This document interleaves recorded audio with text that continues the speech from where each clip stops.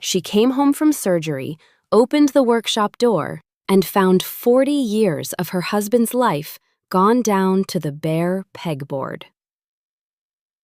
Not rearranged, not boxed up and set aside with some half-decent intention of asking her first. Gone. The pegboard where Frank's clamps used to hang in size order. Empty. Just outlines of dust where each tool used to live, like chalk marks at a crime scene. The workbench he built with his own hands the year Marcus was born, the one with the vise worn smooth from 4 decades of his grip. Wiped down, cleared off, not a shaving of sawdust anywhere. Even the smell was gone, that warm resin and oil smell that had lived in that garage since before Reagan was president. Someone had scrubbed it out with concrete cleaner. I stood in the doorway in my discharged sweatpants, one hand still braced on my walker, and I did not make a sound. That's the part nobody understands when I tell this story. I didn't scream. I didn't cry, not yet. I just stood there, 73 years old, 4 days out from hip replacement surgery, staring into the empty shell of the one room in that house that had never stopped being Frank's. And I felt something in my chest go very, very quiet. The kind of quiet that comes right before a structure gives way.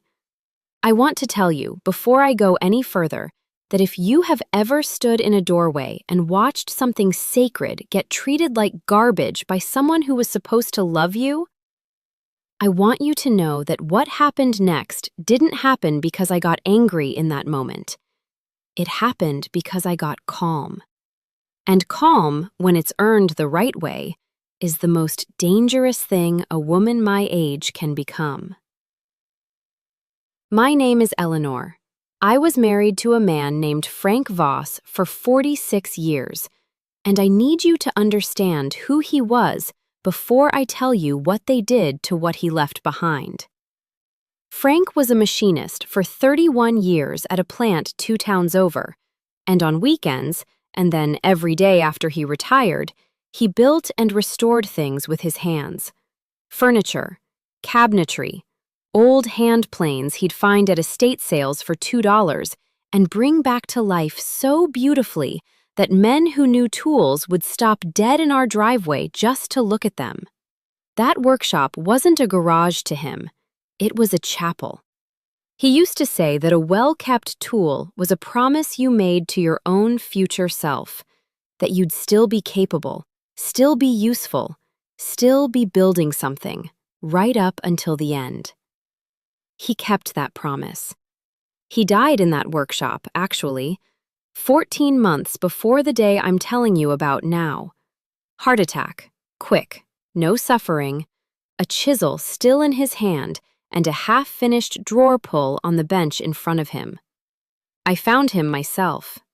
I have never once, in 14 months, been able to walk past that door without my chest tightening. Which is exactly why, when my son Marcus and his wife Vanessa offered to keep an eye on the house while I had my hip replaced, I told them one thing and one thing only. Don't touch your father's workshop. I'm getting ahead of myself. Let me back up, because you deserve to understand how a woman ends up standing in a doorway at 73 with her whole life quietly rearranging itself behind her eyes. If you've ever had to stand your ground with your own family, if you know what it is to love people and still not trust them with the things that matter most, tell me in the comments where you're watching this from tonight. I read every one, and I promise you, by the end of this story, you are going to understand exactly why I never raised my voice, not once, and why that was so much worse for them than if I had. Marcus is my only child, good-hearted as a boy, soft, actually, the kind of soft I used to worry about because his father was not a soft man, not in the way that mattered. Frank never raised a hand to anyone, but he had a spine of tempered steel, and I used to wonder, watching Marcus grow up, whether any of that steel had made it into him. For a long time, I told myself it had. I told myself that underneath the compliance, underneath the way he always seemed to defer to whoever was loudest in a room, there was Frank's backbone waiting to show up when it counted. 6 years ago, Marcus married Vanessa. She was 34 then, worked in luxury real estate staging, a job, I came to understand, that mostly involved convincing people that other people's houses were worth more than they were. She was polished, beautiful in the sharp, expensive way that takes real effort. The first time she came to dinner at our house, she looked around our living room, modest, comfortable, full of things Frank had built, and said, with a little laugh I've never forgotten, "Oh, it's so lived in here." Lived in. As though that were an insult. As though a house that had raised a child and buried a marriage's worth of Tuesday nights was something to apologize for. I let it go. That's what you do, isn't it? When you're the mother of the son and not the mother of the marriage. You let the small comments go, because you tell yourself the alternative is losing your son entirely. And you have already buried one person you loved that year, or will eventually, and you cannot stomach losing another. Over the years, the comments about the workshop became a kind of running theme. Vanessa never said it was ugly outright. She was too careful for that. She'd say things like, "It's a shame that whole garage bay is just storage," or, "With a little work, that could be a home gym or a studio." Always floating the idea like a paper boat down a stream, watching to see if it would catch on something. It never did. Not while Frank was alive, and not in the 14 months after he died. Because every time she brought it up, usually at Sunday dinner, usually with that same bright, reasonable tone, I would simply say, "That's Frank's workshop," and change the subject. I want to be fair here. Marcus never pushed it. Not directly. He'd go quiet when Vanessa brought it up, eyes down at his plate, the way he used to go quiet as a boy when his father and I disagreed about something at the table. He inherited a great many good qualities from his father. Conflict avoidance was not one of the good ones. 3 months before my surgery, Vanessa started coming around more, bringing over casseroles I hadn't asked for, offering to drive me to my pre-op appointments, telling me, with what I now understand was calculated warmth, "Eleanor, you shouldn't have to worry about a single thing while you're recovering. Let us handle the house." At the time, I thought it was kindness, finally. Gratitude, finally. Some late arrival of the daughter I'd always hoped she might become. I want you to sit with that for a moment, because I think a lot of you watching tonight know exactly what it feels like to mistake a setup for a softening. I had a total hip replacement scheduled for a Tuesday in early spring. My surgeon, a calm, precise woman named Dr. An, told me the surgery itself would take under 2 hours, but that I'd likely be in recovery and then inpatient for 3 to 4 days afterward, given my age and a mild heart condition we were monitoring.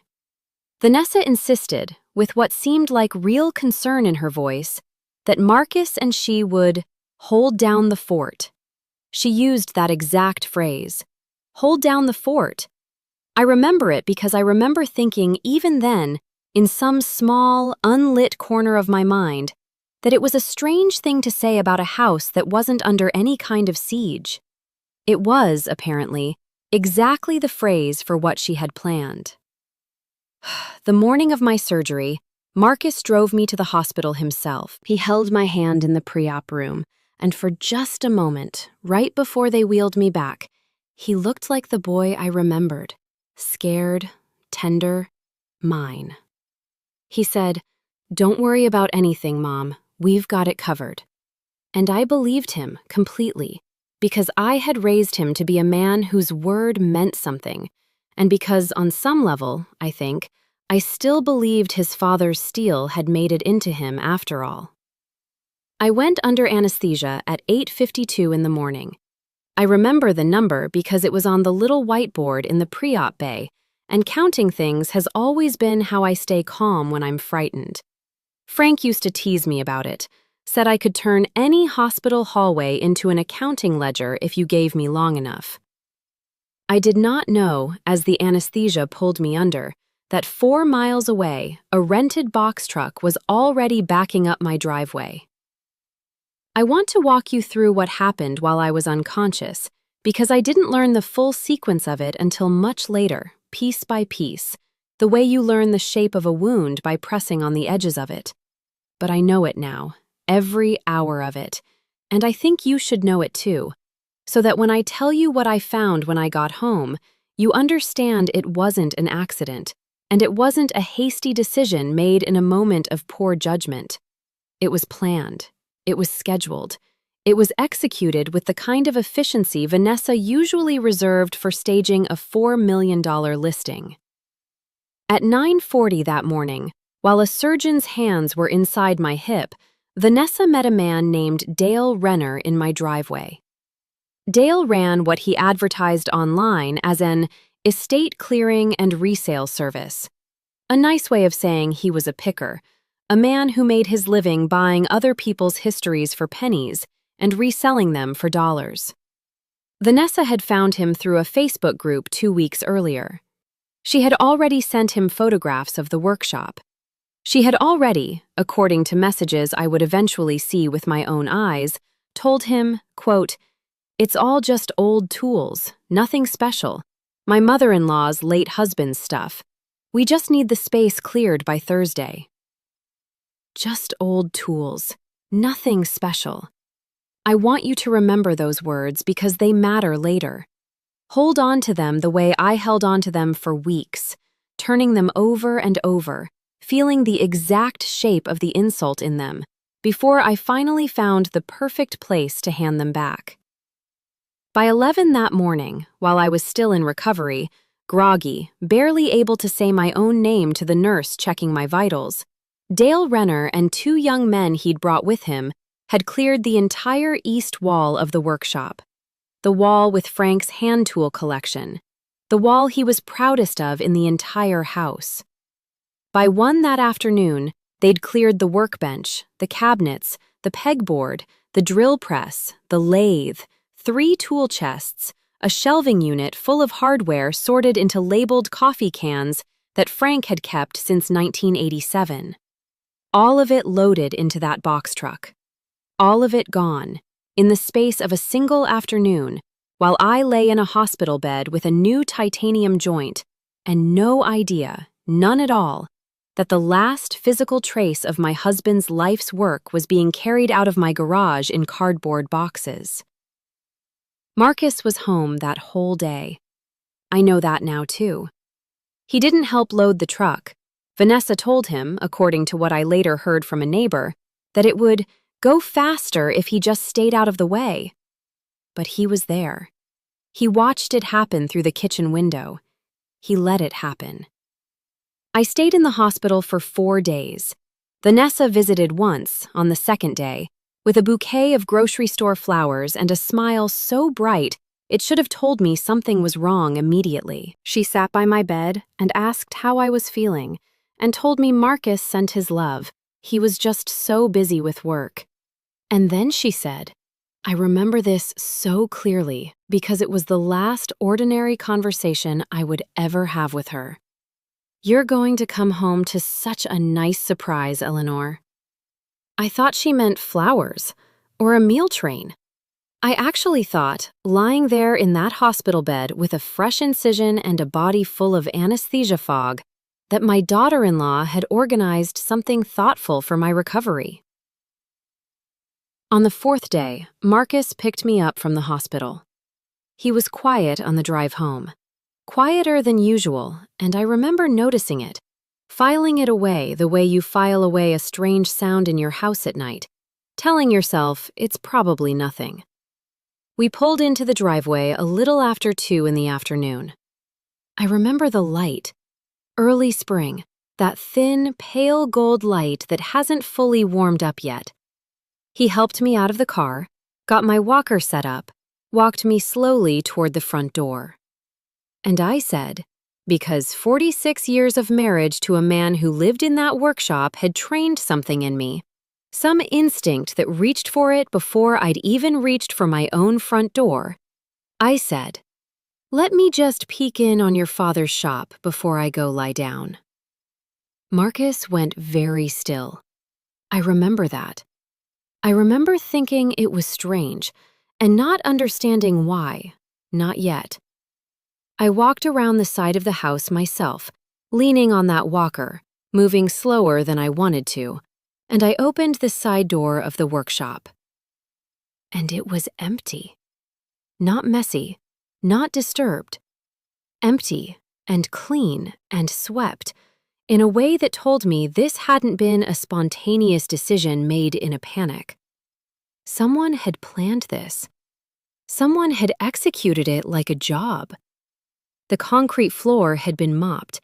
There were faint rectangular outlines on the wall where the pegboard tool silhouettes used to be.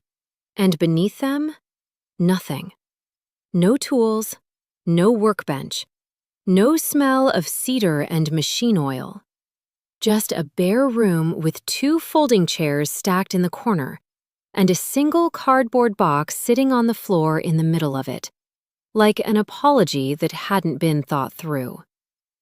I stood in that doorway for what felt like a very long time.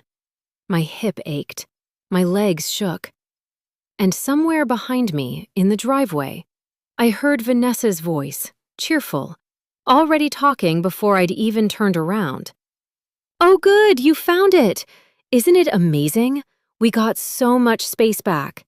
Marcus is thinking a home gym, and I've already got some ideas for a little reading nook by the window. It's going to be gorgeous, Eleanor, I promise." I turned around slowly. She was standing there in the driveway in workout leggings and a cream-colored cardigan, sunglasses pushed up into her hair, looking at me with an expression of such bright, expectant pride that for a moment I genuinely believed she thought I would be happy. I asked her, very quietly, where Frank's tools were. And she laughed. Not cruelly, not exactly. More like the laugh you give a child who's asked a question you find slightly silly. "Oh, don't worry about that. It was just junk, Eleanor, really. A bunch of rusty old stuff nobody was ever going to use again. We had a guy come take it all away. He even paid us a little something for it, which honestly, I think we overpaid. I mean, most of it should have gone in the dumpster, if I'm being honest." It was just junk. I have replayed that sentence in my mind more times than I could count. It was just junk. 4 words, said with a little laugh, a little toss of the head, the same tone you'd use to describe clearing out expired condiments from a refrigerator. I looked past her, toward the driveway, toward Marcus, who was standing by the car with a box of my hospital paperwork in his hands, not meeting my eyes. "Marcus," I said. My voice came out steadier than I felt. "Did you know about this?" He hesitated. That hesitation told me everything before he even opened his mouth. "Mom, we talked about it a little, yeah," Vanessa thought. "We thought it would help, give you less to manage, less clutter to—" Less clutter. My husband's 40 years folded neatly into the word clutter. I didn't yell. I want you to understand that because it matters to everything that came after. I didn't cry in that driveway either, though I wanted to, more than I have wanted almost anything in my life. I stood there with one hand on my walker, and I looked at my son, my only child, the boy whose hand I held through his father's funeral, whose hand his father held through his own childhood fevers. And I felt something close, very gently, like a door being shut without a slam. "I'm going to go lie down," I said. And I turned my walker around, went into the house, packed a small bag with shaking hands, And by 6 o'clock that evening, I was in a guest room at my sister Dorothy's house 40 minutes away, having said almost nothing else to either of them. The drive to Dorothy's felt longer than 40 minutes. I remember very little of the actual road. I remember my hands on the wheel, steadier than I expected them to be. And I remember the radio was on, some station playing soft jazz that Frank used to hum along to on Sunday mornings. And I remember reaching over at some point and turning it off, because I could not bear, in that particular hour, to hear anything that reminded me of him being happy. Dorothy opened her door before I'd even made it up the walk.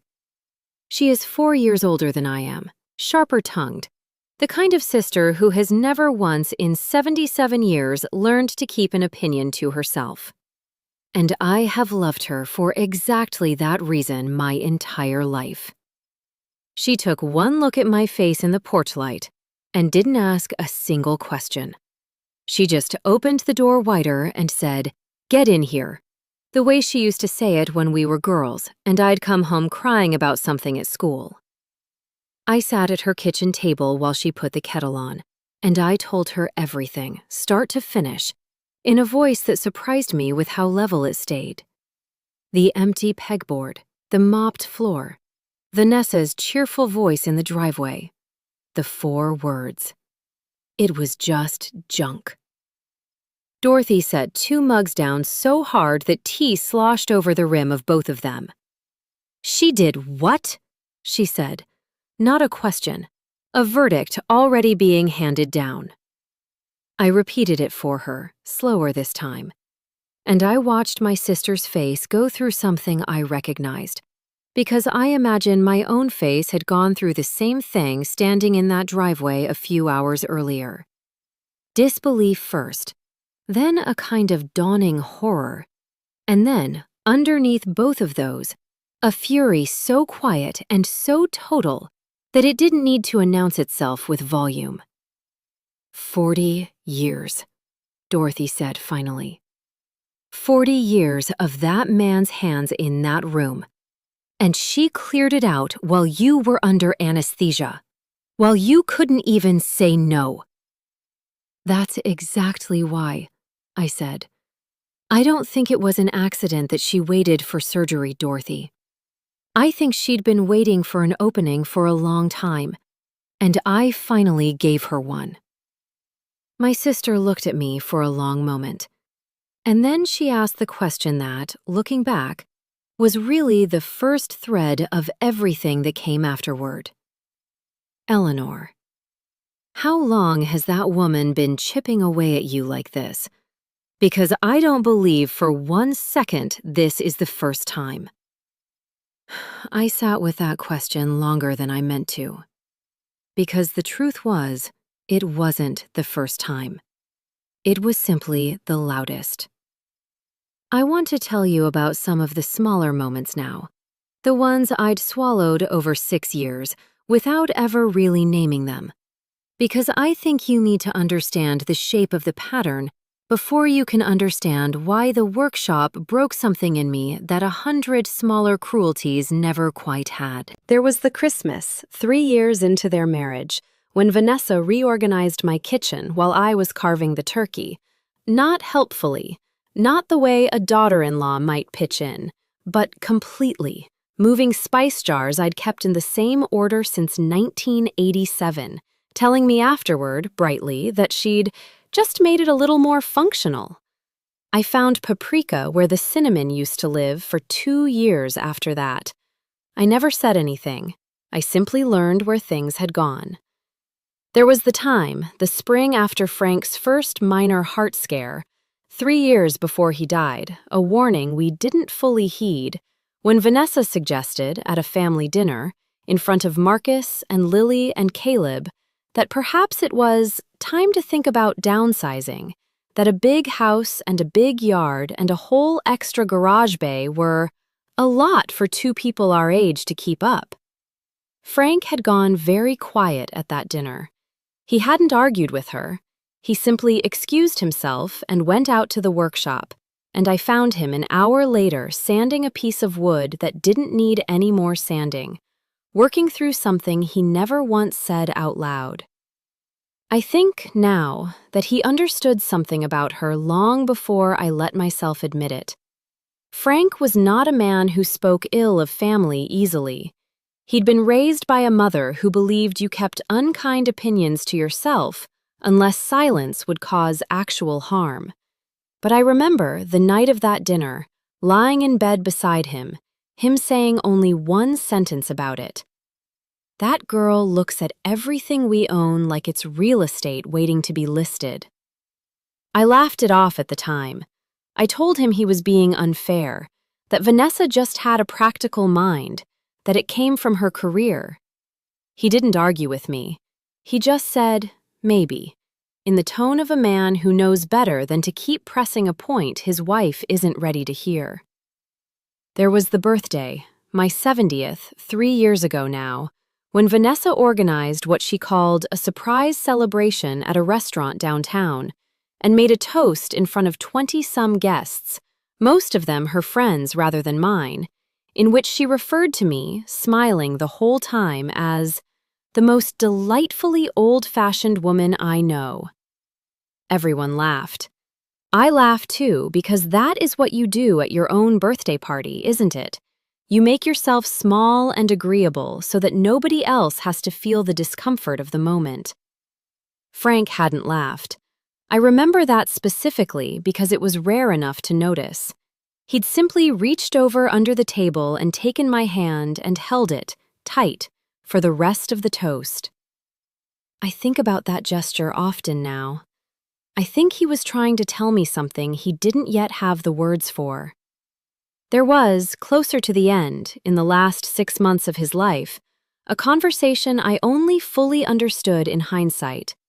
Vanessa had come by the house one Saturday afternoon while Marcus was at a job site, ostensibly to drop off something for Lily, and I'd overheard her in the kitchen, on her phone, talking to a friend, saying, in a tone she clearly didn't think carried through the doorway, "Honestly, I don't understand why they need that much space for 2 people.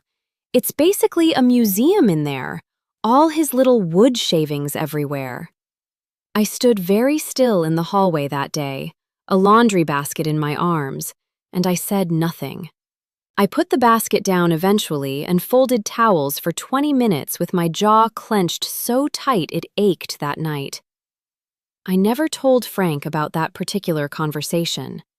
I've wondered since whether that was a mistake, whether if I had, he might have said something to Marcus directly, drawn a firmer line while he still had the strength to draw it. But I think, if I'm honest with myself, I didn't tell him because some part of me was still hoping I'd misheard, still hoping that the woman our son had married would eventually soften, the way people sometimes do once children arrive, once time passes, once the harder edges of a young marriage wear down into something gentler.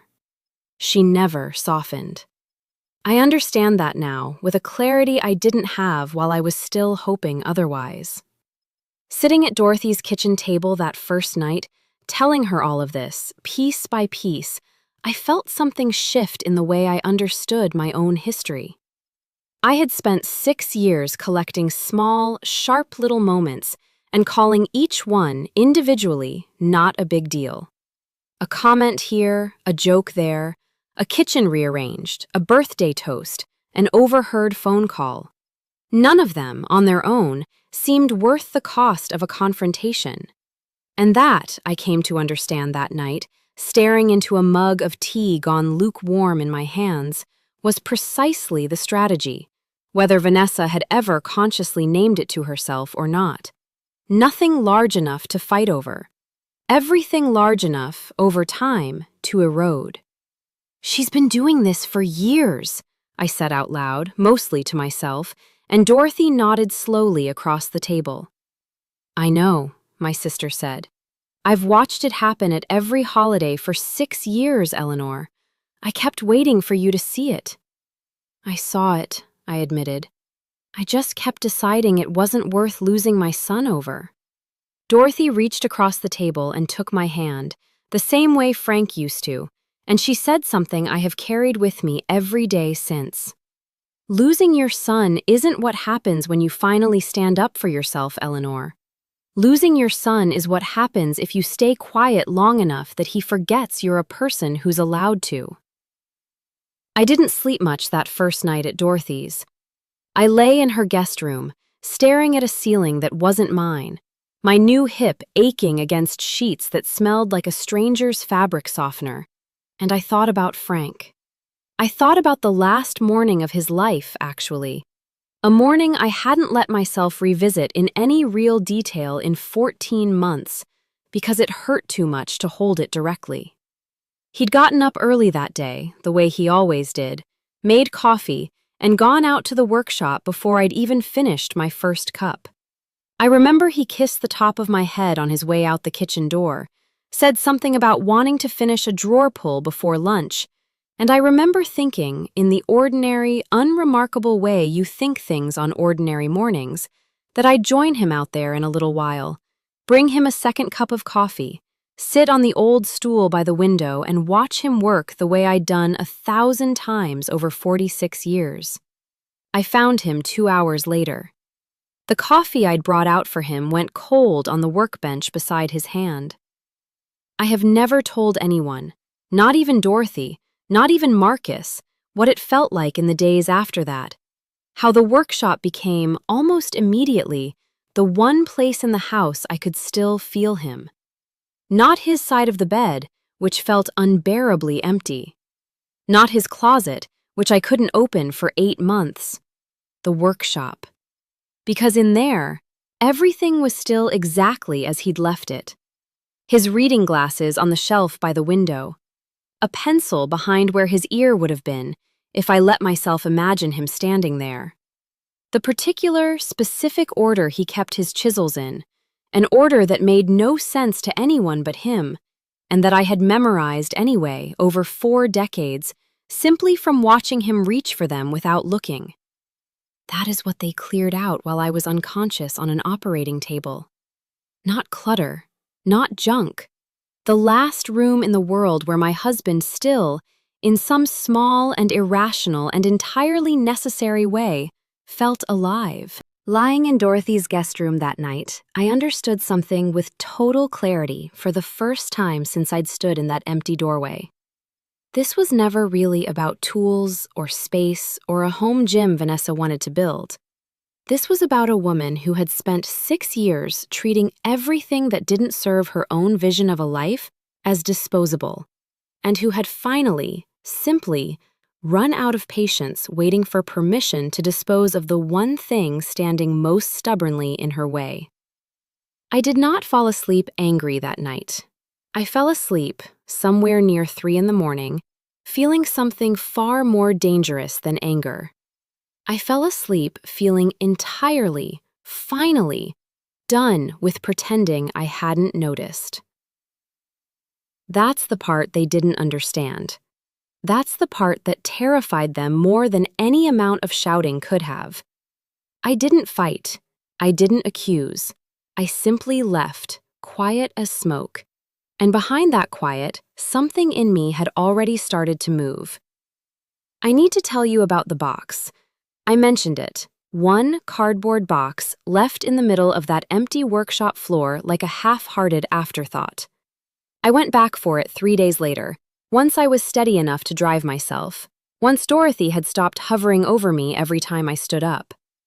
I let myself in through the side door while Marcus and Vanessa were both at work, and I opened that box alone, sitting on one of the 2 folding chairs they'd left behind, because there was nothing else left in that room to sit on.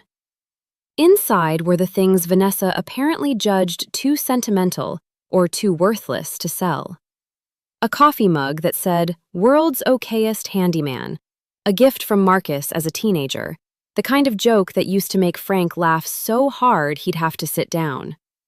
A single work glove, the left one, the right one long since worn through and thrown away years before he died. And underneath those things, at the bottom of the box, a half-finished wooden object wrapped in an old t-shirt. I unwrapped it with hands that weren't entirely steady. It was a chess set, hand-carved, unfinished. Frank had been working on it for over a year before he died, a project for our grandson Caleb, who was heading off to college that fall. Frank used to talk about it at dinner, how each piece was carved from a different wood, how he wanted Caleb to have something that would outlast every dorm room and every apartment and every version of the man he was going to become.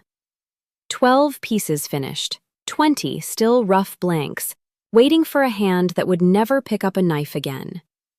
They had swept an unfinished gift to his own grandson into a box marked, I assume in someone's mind, as trash not worth the effort of selling. I sat on that folding chair in that empty room, and I held that unfinished knight in my palm. And that was the moment. I want to be precise about this because people ask me. That was the exact moment the last of the shock in me burned off. And what was left underneath wasn't grief anymore. It was clarity.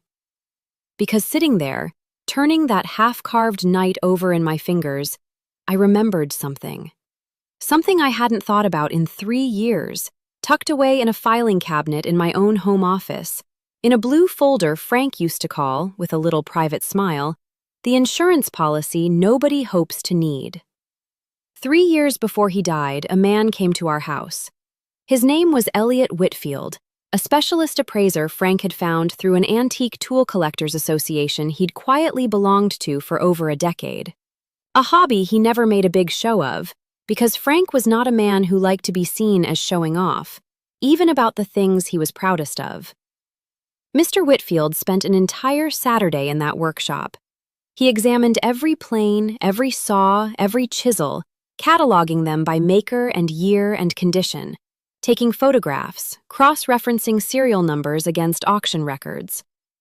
At the end of the day, he sat at our kitchen table with a cup of coffee and told us, very matter-of-factly, that Frank's collection, accumulated over 4 decades of patient, careful acquisition, much of it purchased for almost nothing at a time when nobody cared about old tools, was worth, for insurance purposes, $92,000.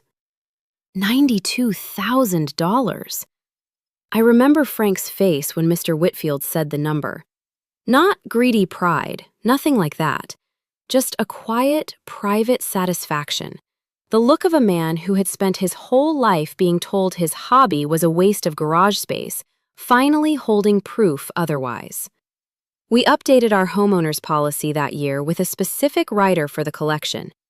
Frank kept Mr. Whitfield's full written appraisal, with photographs, in a blue folder in my office filing cabinet, right where it had sat, untouched, for 3 years, because in 46 years of marriage, my husband and I had exactly one rule about money and property, and it was this.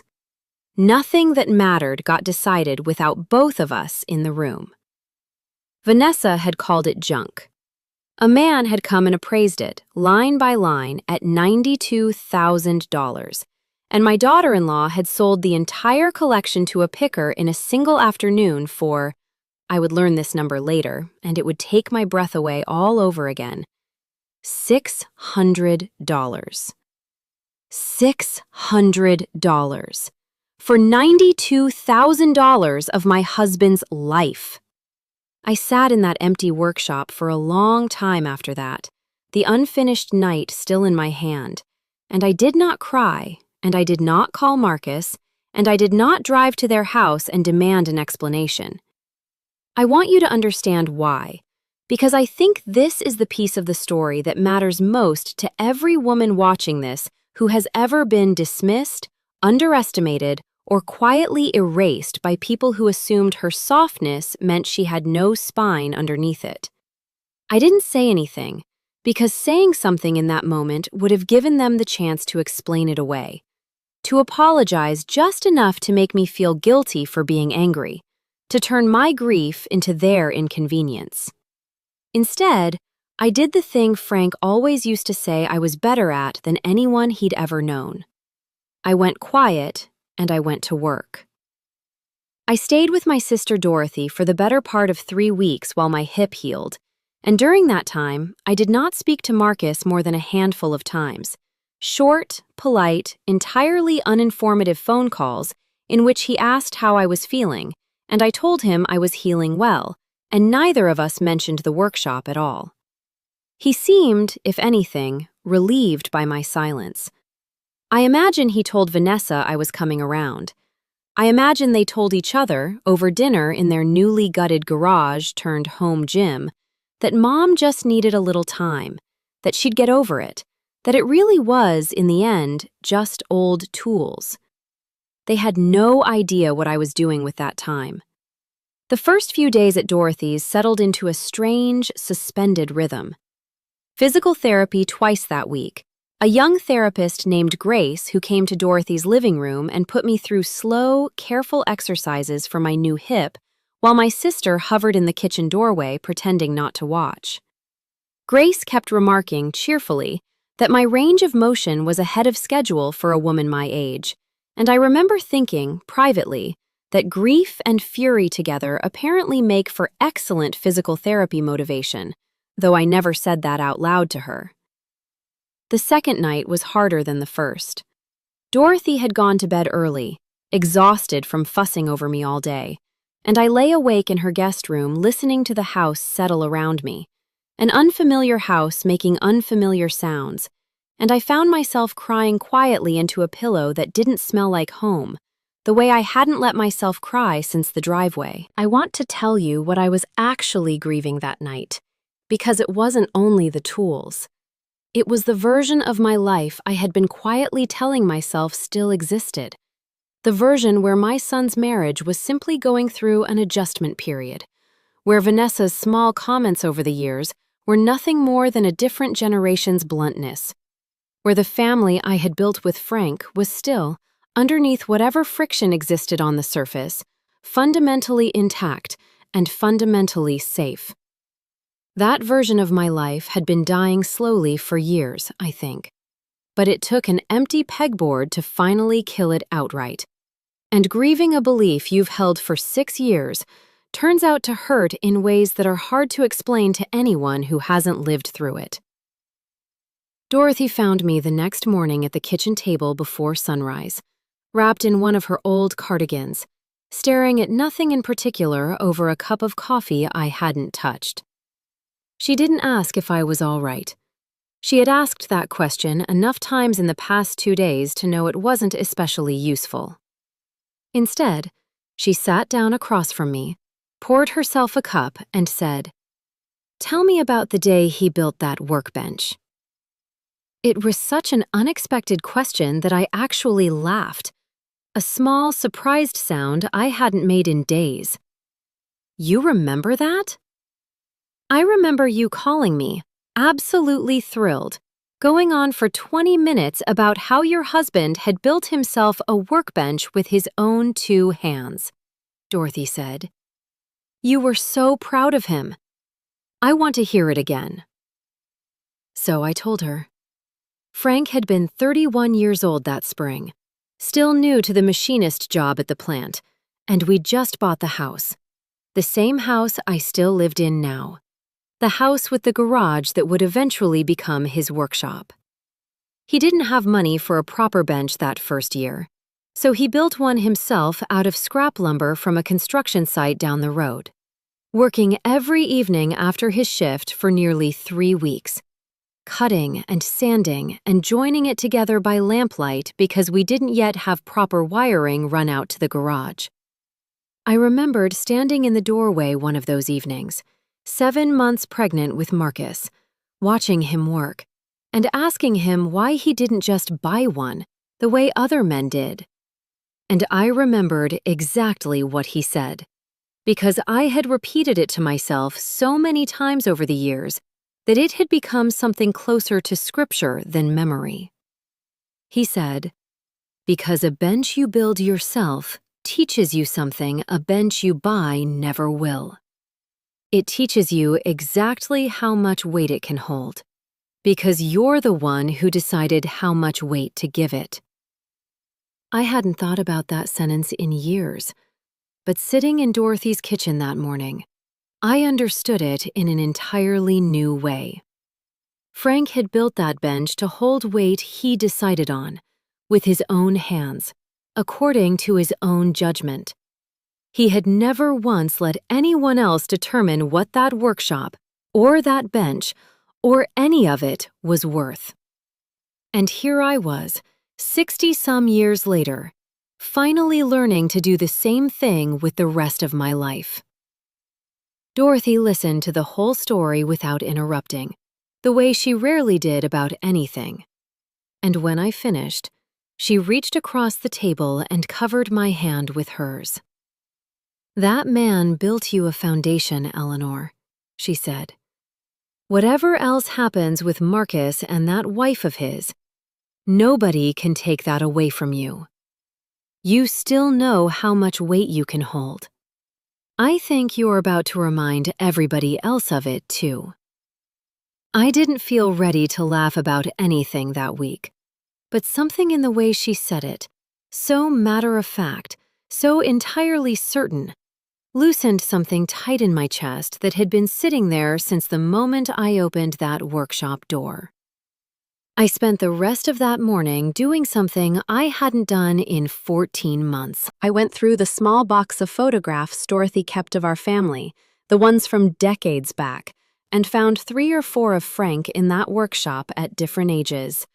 A young man in his 30s with sawdust in his hair, a man in his 50s standing proudly beside a finished cabinet, a man in his 70s, silver-haired, still bent over the same workbench with the same patient concentration he'd had at 31. I set those photographs on Dorothy's kitchen counter, propped against a mason jar, and I looked at them every morning after that, the way some people look at scripture or a calendar or anything else that reminds them, first thing, of exactly who they are and exactly what they still owe themselves. It was on the 3rd morning, with those photographs propped against that mason jar, that I finally felt steady enough to drive myself back to the house alone, to retrieve the single cardboard box Vanessa and her crew had left behind, the one sitting in the middle of that empty workshop floor like an apology nobody had bothered to finish writing. I did not know, driving over that morning with Dorothy's rooster notepad tucked into my purse, what exactly I would find inside it. I only knew that I needed to see with my own eyes precisely what had been judged worth keeping and precisely what had not. Lily called me on the 4th day. I could tell from the first word that something was wrong.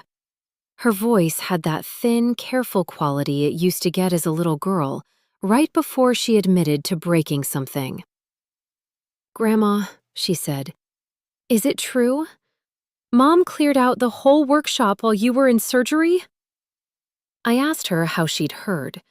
She told me she'd gone by the house after school to drop something off for her father and had walked straight into the empty garage, standing there in her school uniform, staring at the bare pegboard the same way I had. Except she was 15, and she didn't have 46 years of practice keeping her face composed. "She told me it was just old stuff," Lily said, and I heard her voice crack slightly on the word old. "But Grandma, that's not true, is it? That's where you and Grandpa Frank, that's where he taught me how to sand the jewelry box. That's where all his tools were, his actual tools, the ones with his initials burned into the handles." "It's true," I told her, as gently as I could manage. "It happened while I was in surgery. I only found out when I got home." There was a long silence on the line, and then Lily said something that undid me more than almost anything else that entire week. "I would have stopped her, Grandma. If I'd known, I would have stood in front of that door. I don't care if that's a weird thing for a kid to say. I would have." I told her it wasn't her fault, that she had nothing to apologize for, that a 15-year-old girl should never have to feel responsible for the choices of the adults around her. But I also told her, because I believed it completely, that hearing her say that meant more to me in that moment than she would ever fully understand. I did not yet know, sitting in Dorothy's guest room with the phone pressed to my ear, that Lily's loyalty in that single phone call would end up being one of the 2 or 3 things that carried me through everything that came after. Marcus called twice that first week. Both calls were short, both were careful. Both had the particular texture of a man picking his way across a floor he suspected might not hold his weight. He asked how my incision was healing. He asked if Dorothy's guest bed was comfortable. He did not once ask about the workshop, and I did not once bring it up. And we both, I think, understood exactly what that silence meant, even if neither of us said so directly. On the second call, near the end of the conversation, he said, almost too casually, "Vanessa wanted me to tell you she's sorry if things felt rushed. She just wanted to help take some things off your plate before you got home." I let that sentence sit in the air for a moment before I answered. "Rushed," I repeated. "Is that the word she's using now?" "Mom, I'm healing well, Marcus," I said, cutting gently past whatever he'd been about to say, because I genuinely did not have the strength that week to referee an apology that wasn't actually an apology. "Tell Vanessa I appreciate the thought."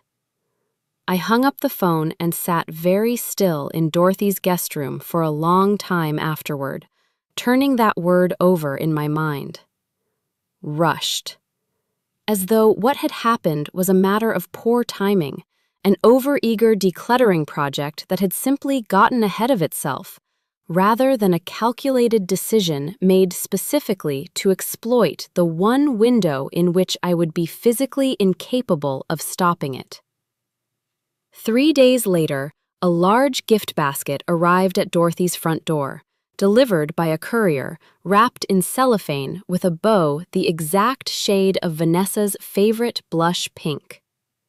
Inside were gourmet crackers, a jar of fig preserves, a small candle that smelled aggressively of eucalyptus, and a card, in Vanessa's looping handwriting, that read, "Wishing you a speedy recovery. Can't wait to have you back home soon. XOV." Dorothy picked up the card, read it twice, and then looked at me with an expression somewhere between disbelief and admiration for the sheer audacity of it. "She sent you a fruit basket," my sister said, "after selling your husband's life's work for $600. "She sent me a fruit basket," I agreed, because in her mind, I imagine, gestures like this have always been enough. A basket, a bright smile, a cheerful voice in the driveway.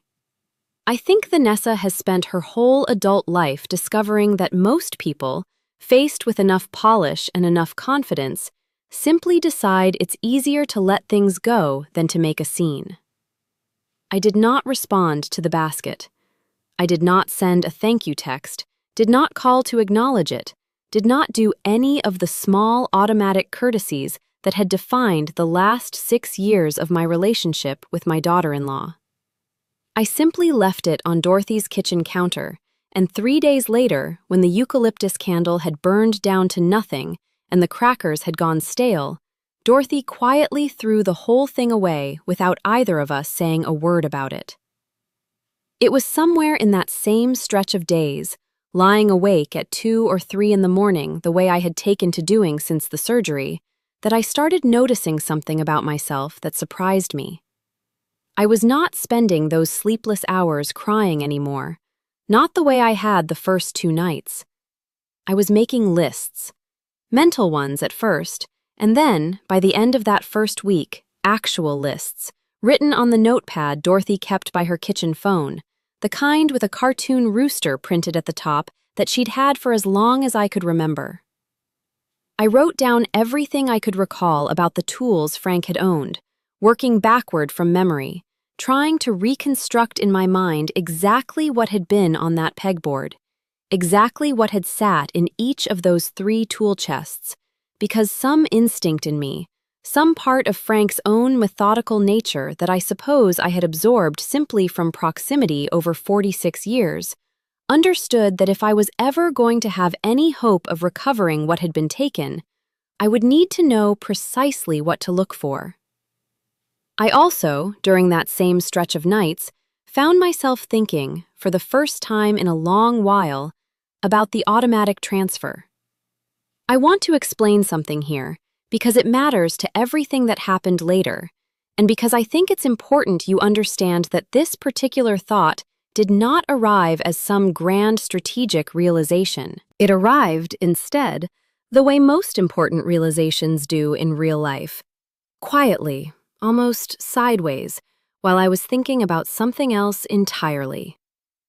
I had gotten a notification on my banking app, the kind I usually barely glanced at, confirming that the automatic transfer to Marcus's account had gone through on the 3rd of the month, same as it always did, same as it had for 2 years. $2,150, moved without fanfare, without a second thought, the way it had moved every month since Marcus first came to me, ashamed and quiet, asking for help keeping his family afloat. I remember staring at that notification on my phone screen at close to 3 in the morning, lying in Dorothy's guest room, and thinking something I had genuinely never let myself think clearly before in 2 full years of sending that money. I thought, they have never once, not a single time, asked me how I'm doing financially. They have never asked if it's still comfortable for me to send that amount. They have simply assumed, the way you assume the sun will rise, that the payment will always be there, on the 3rd of every month, without condition, without gratitude, without even the basic courtesy of checking in. And in that same breath, lying there in the dark, I thought about the workshop, about the pegboard swept bare while I was unconscious, about $600 for $92,000 of my husband's life. And I understood, with a clarity that felt almost physical, like a key finally turning in a lock that had been stuck for years, that these 2 things were not actually separate at all. They were the same story, told twice. A family that had grown so accustomed to my quiet giving that they had stopped seeing it as giving altogether. They had simply started calling it theirs. I did not act on that thought immediately. I want to be honest about that because I think it's important.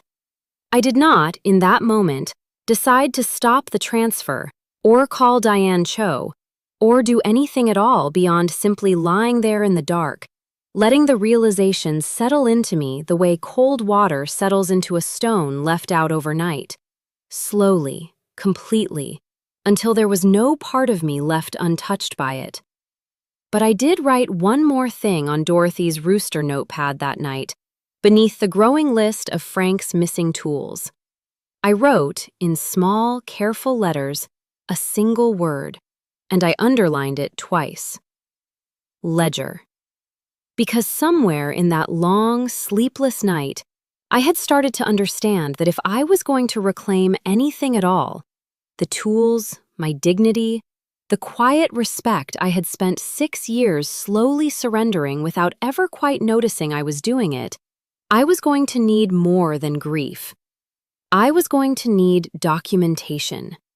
I was going to need every fact, every date, every dollar amount, laid out with the same patient, careful precision Frank had once used to catalog every plane and chisel he'd ever loved. Frank used to say that a well-organized workshop was really just a form of respect. Respect for the work, respect for the tools, respect for your own future self who would thank you for knowing exactly where everything was when it mattered most. I had spent 46 years watching him live by that principle without ever quite applying it to my own life. That week, lying awake in my sister's guest room with a healing hip and a heart that had finally stopped breaking long enough to start calculating, I decided it was time I started. The first call I made, 3 days after finding the chess set, was to Elliot Whitfield himself. I still had his card, tucked in the same blue folder as the appraisal. He remembered Frank immediately, remembered the collection, remembered specific pieces, an 1890s Stanley #1 plane that he described to me over the phone with something close to reverence in his voice, a matched set of Diston saws with their original medallions still intact, and a traveling tool chest that had belonged to Frank's own grandfather, a piece with a hand-painted family name on the underside of the lid that made it, in Mr. Whitfield's words, not just valuable, Mrs. Voss, irreplaceable. I asked him if there was any way to trace where a collection like that might go, if it were sold quickly, cheaply, to a picker rather than through proper channels. There was a long pause on the line. Then he said, carefully, Mrs. Voss, are you telling me someone sold Frank's collection? I told him what had happened. I heard him exhale slowly on the other end of the phone, a sound I recognized, the sound of a man who understood, professionally and personally, exactly what had been lost, and exactly how quickly a picker could scatter 40 years of careful acquisition to the winds of an online marketplace, sold off piece by piece to a dozen different buyers before anyone even realized what they'd had. He told me 2 things that day that I have never forgotten. The first was that the antique tool collecting world, despite its size, is a surprisingly small and tightly connected community, that word travels fast, that reputable pickers and dealers know each other's ethics or lack of them. The second was the name of a man he suspected might already know something, an old friend of Frank's from that same collectors association, a retired antiques dealer named Walt Higgins. I want to tell you about Walt because he became, in the weeks that followed, the closest thing I had to an ally in this entire ordeal. And because Frank, without ever meaning to, without ever imagining he would need to, had spent years quietly building the very network that would end up saving what was left of his legacy. Walt Higgins was 78 years old, a widower himself, a man who had run an antiques and collectibles shop for 30 years before retiring and spending his days, as he put it, chasing down other people's history for fun instead of money. He and Frank had known each other for over 15 years, had traded tools and stories and, from what Walt told me, more than a few long afternoons over coffee talking about things their wives found deeply, hilariously boring. I called him the day after I spoke with Mr. Whitfield. I introduced myself, told him who I was, and before I'd even finished my sentence, he said, in a gravelly voice thick with genuine sorrow, Eleanor, God, I've thought about calling you 100 times since Frank passed. I just never knew what to say. We talked for over an hour that first call. I told him everything. The surgery, the empty workshop, the $600, the chess set in the cardboard box. There was a long silence on the line when I finished, and then Walt said something I will carry with me for the rest of my life. Eleanor, he said, Frank used to tell me that if anything ever happened to him, you'd be the one who ends up surprising everybody. He said it more than once, said you were the sharpest person he'd ever met, and that you just never had much reason to show it because he never gave you a reason to need to. I sat with that for a long moment before I could answer him. Well, Walt, I finally said, I suppose I have a reason now. Walt agreed to help me find out exactly where Frank's collection had gone. He knew the antique tool trading circuit in our region better than almost anyone alive, and within 4 days, using nothing more than a few phone calls, a handful of online collector forums, and what he called old-fashioned nosiness, he had tracked down Dale Renner. Dale, it turned out, was not particularly hard to find.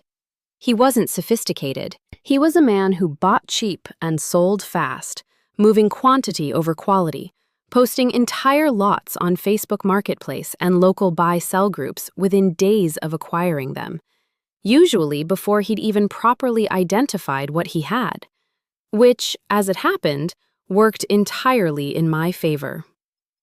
Walt found the listings, all of them, still up, because Dale hadn't managed to sell everything yet. This had all happened only 2.5 weeks earlier, and apparently even opportunists have a backlog. There was the Stanley No. 1 plane, listed for $220 under the heading Vintage Hand Plane, Good Condition. There was the matched set of Diston saws, split up and listed individually, $40 each. And there, in a separate listing entirely, posted only 3 days before I found it, was Frank's grandfather's traveling tool chest, the one with the hand-painted name on the underside of the lid, listed for $400, described simply as old wood toolbox, sturdy, somewhere. Somewhere. That chest had crossed the Atlantic in 1911 in the hold of a ship, had been carried from job to job by 3 generations of Voss men, had sat under Frank's workbench every single day of our marriage. Somewhere. I did not confront Dale Renner directly. Walt advised strongly against it, and I trusted his judgment completely. He knew this world, and I did not. Not yet. Instead, Walt made an anonymous inquiry as a buyer, confirmed the items were still available, and quietly, carefully, began documenting everything. Screenshots, timestamps, the original messages Vanessa had sent Dale, which, and this still amazes me, the arrogance of people who assume they will never be caught. Dale had left visible in a public seller thread where Vanessa herself had commented, using her own name, confirming the sale and thanking him for taking it off our hands so fast. There it was. In writing. My daughter-in-law's own name, her own words, her own casual cruelty, permanently time-stamped on the internet for anyone with the patience to look. While Walt worked on tracing the tools, I met with our family attorney, a sharp, no-nonsense woman named Diane Cho, who had handled Frank's estate after he passed, and who I trusted more than almost anyone outside my own family. I want to tell you about that meeting, because it's where the second half of this story really begins. The half that had nothing to do with tools at all, and everything to do with money that Marcus and Vanessa had never once thought to ask me about, because they had simply assumed, the way people assume the sun will rise, that it would always be there. Here is the thing I had never told either of them, not in 6 years, not once. 2 years ago, Marcus's construction business hit a rough patch. A big commercial contract fell through, a crew he'd hired proved unreliable, and within a few months he was struggling badly to keep up with the mortgage on the house he and Vanessa had bought. A house, I should mention, that Vanessa had pushed hard for, a beautiful 4-bedroom place in a neighborhood well beyond what their actual income could comfortably support. The kind of house that photographs well for someone whose entire career is convincing other people that appearances matter. Marcus came to me quietly, ashamed, asking if I could help just for a few months while he got back on his feet. I said yes without hesitation. He was my son. That's simply what a mother does. What started as a few months of help never actually stopped. I set up an automatic monthly transfer from my own account. $2,150, the exact amount of their mortgage payment, going out on the 3rd of every month, quietly, without fanfare, without ever once being asked to increase it, and without either of them, as far as I could tell, ever quite understanding it wasn't simply Marcus's business finally stabilizing. I never told Vanessa where the money came from. I'm not entirely certain Marcus told her the full truth either. I think, over time, it simply became background noise to her, a fact of their financial life she'd stopped questioning, the way you stop questioning why the lights turn on when you flip the switch. 2 years, $51,600, give or take, quietly moved from my retirement savings into the mortgage payment on a house I had never once been invited to feel truly welcome in. For a woman who called 40 years of my husband's life just junk, while I was under anesthesia. I sat across from Diane Cho's desk and told her all of this. And when I got to the part about the workshop, about the $600, about the chess set in the cardboard box, she set down her pen and looked at me for a long moment. "Eleanor," she said, "I need to ask you something, and I want you to really think about the answer before you give it to me. Do you want to punish them, or do you want to protect yourself?" It's a good question. It's the question, I think, at the heart of everything that happens to a woman like me in a moment like this. I told her the truth. I told her I didn't want revenge, not the way people mean when they use that word. I wanted to stop being someone whose love and whose money were simply assumed, taken for granted, the way you take for granted that the tide will come back in. I wanted them to understand, clearly and permanently, that everything they had, the space in that garage, the roof over their heads, the comfortable life they had built partly on my quiet, unacknowledged generosity, had been given, not owed, and that what is given can be taken back. Diane nodded slowly. "Then here's what we do," she said.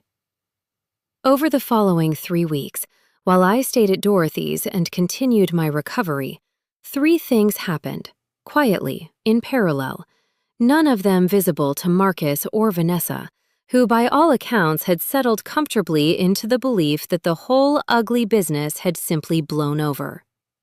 The first was that Diane drafted formal documentation of the mortgage transfer arrangement, establishing clearly, in writing, backed by 2 years of bank records, that the payments had always been an informal, revocable gift from me, not a loan, not an obligation, not anything resembling an entitlement, made entirely at my discretion and terminable at will. This mattered enormously, she explained, because it meant I could stop the payments the moment I chose to, cleanly, with no legal complication whatsoever. It also meant that if either of them ever tried to claim I owed them continued support, there would be 2 years of clear documentation proving otherwise. The second was that Walt Higgins, working with Elliot Whitfield's original appraisal documents as proof of provenance and ownership, began the delicate process of formally reclaiming Frank's tools.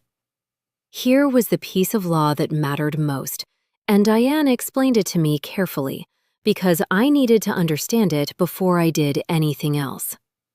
Vanessa had never had any legal right to sell those items in the first place. The workshop, the tools, everything in that house belonged solely to me.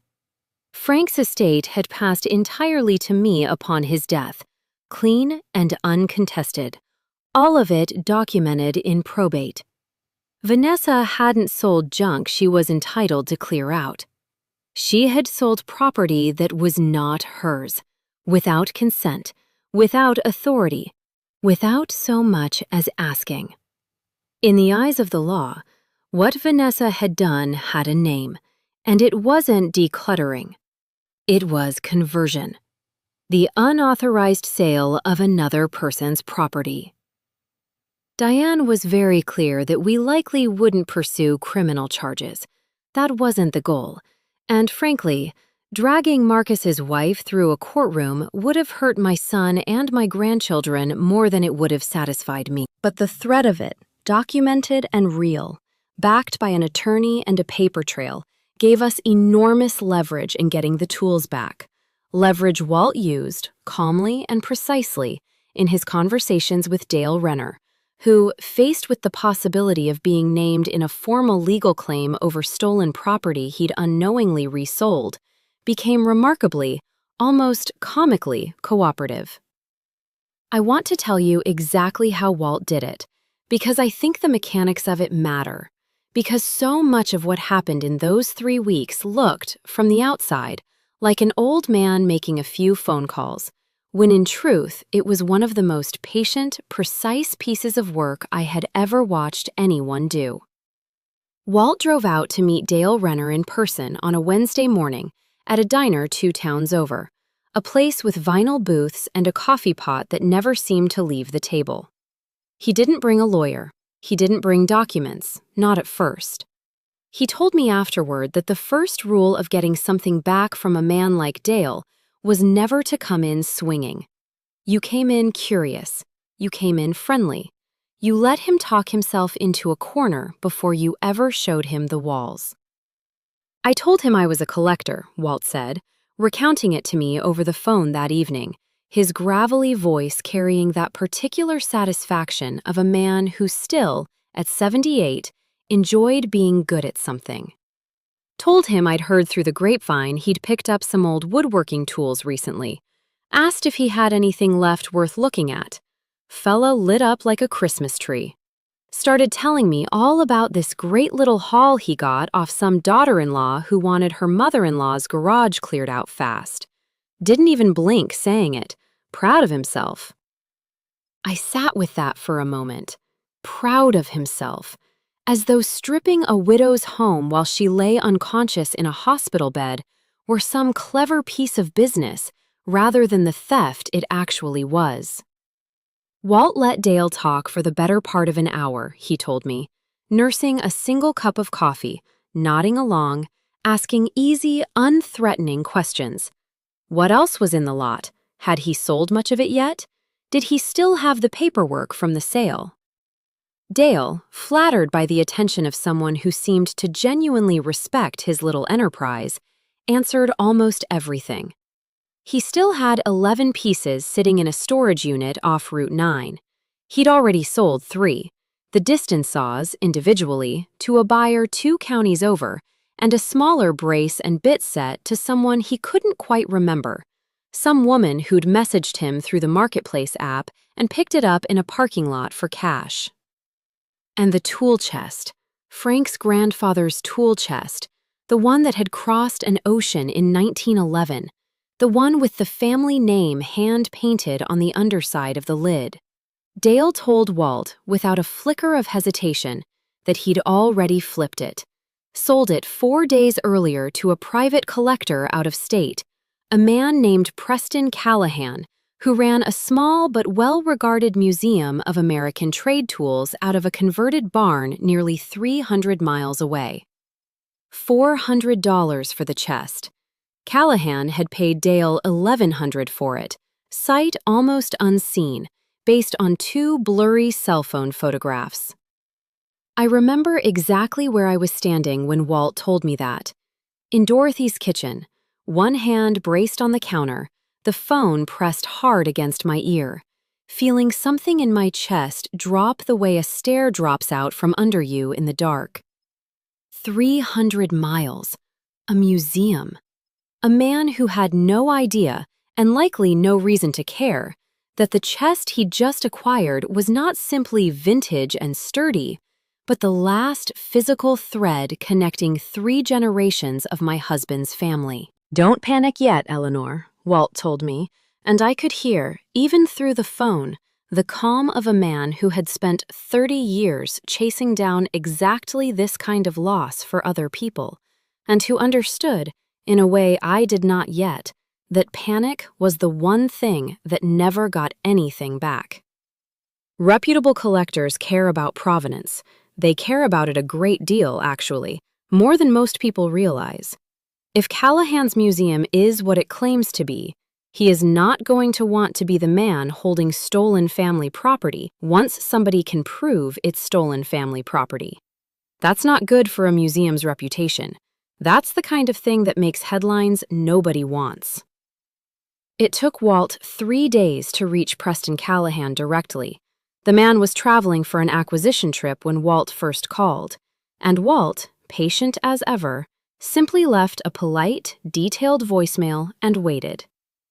When Callahan finally called back, Walt didn't lead with threats.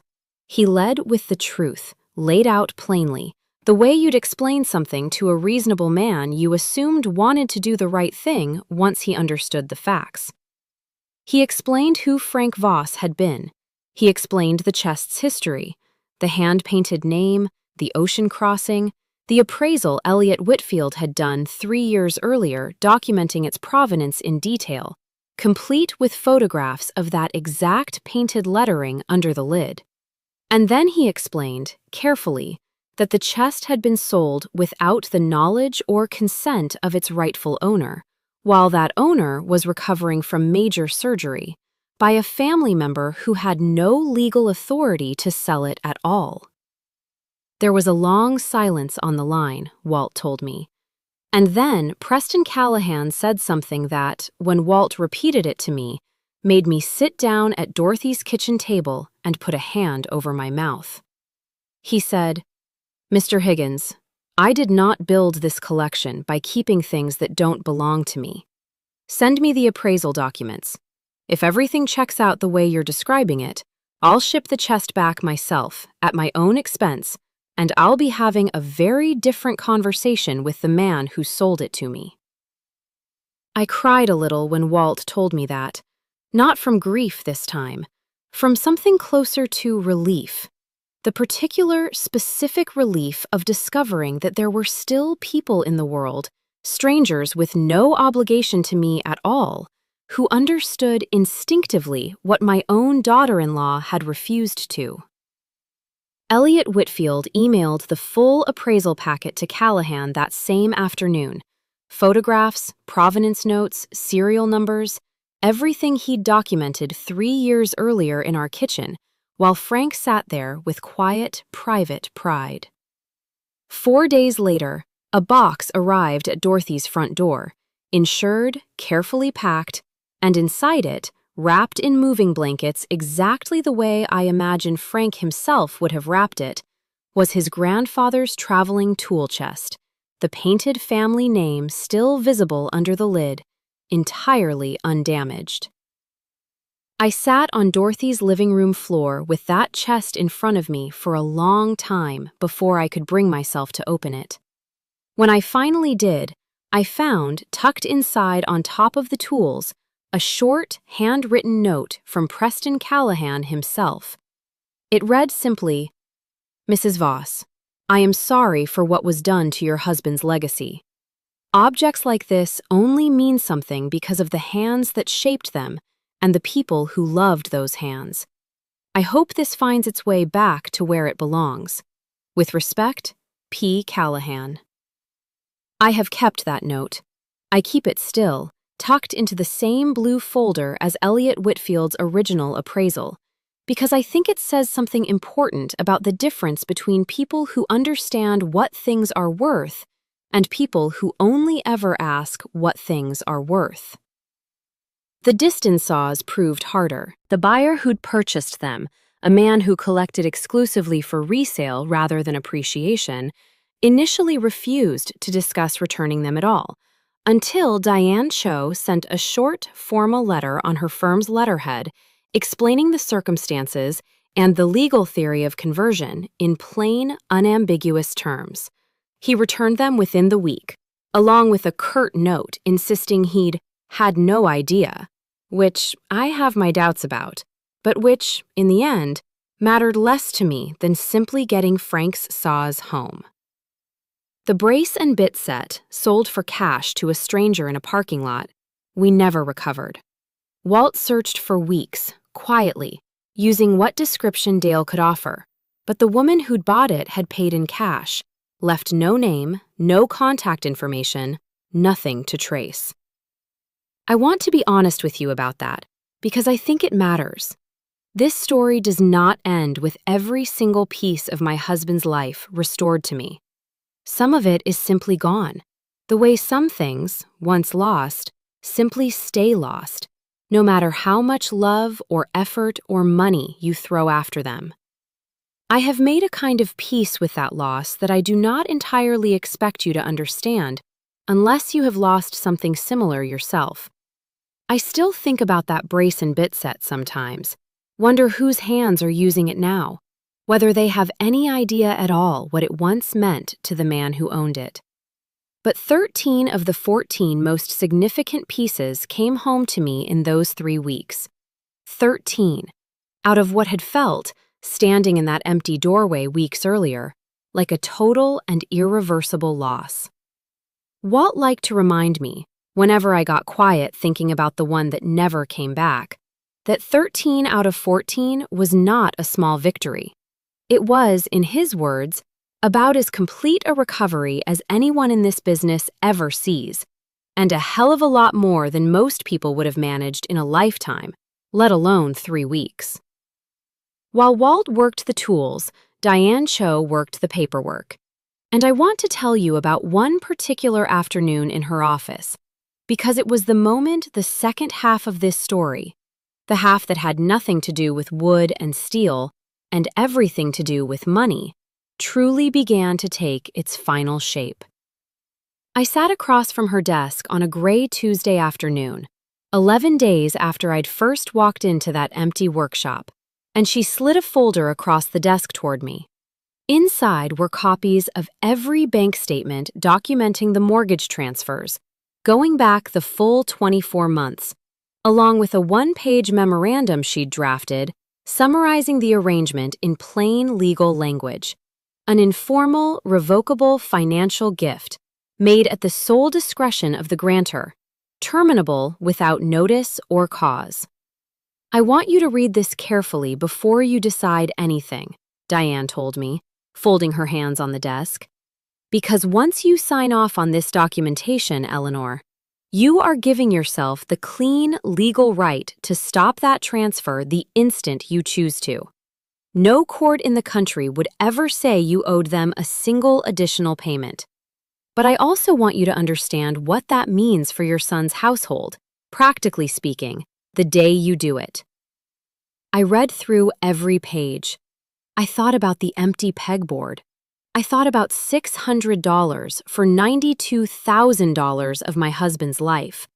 I thought about Vanessa's bright, cheerful voice in my driveway, and the fruit basket with its eucalyptus candle, and the word rushed, offered up like it explained anything at all. And then I picked up Diane's pen, and I signed. "There's one more piece I want to bring into this," Diane said, once the papers were signed and set neatly back into their folder. "I know you haven't asked me to look into it, and I want to be respectful of that boundary if it's one you want to keep. But given everything else that's come to light these past 2 weeks, I have to ask, is there anything else in that house, anything else Frank might have left you, that you haven't told me about yet?"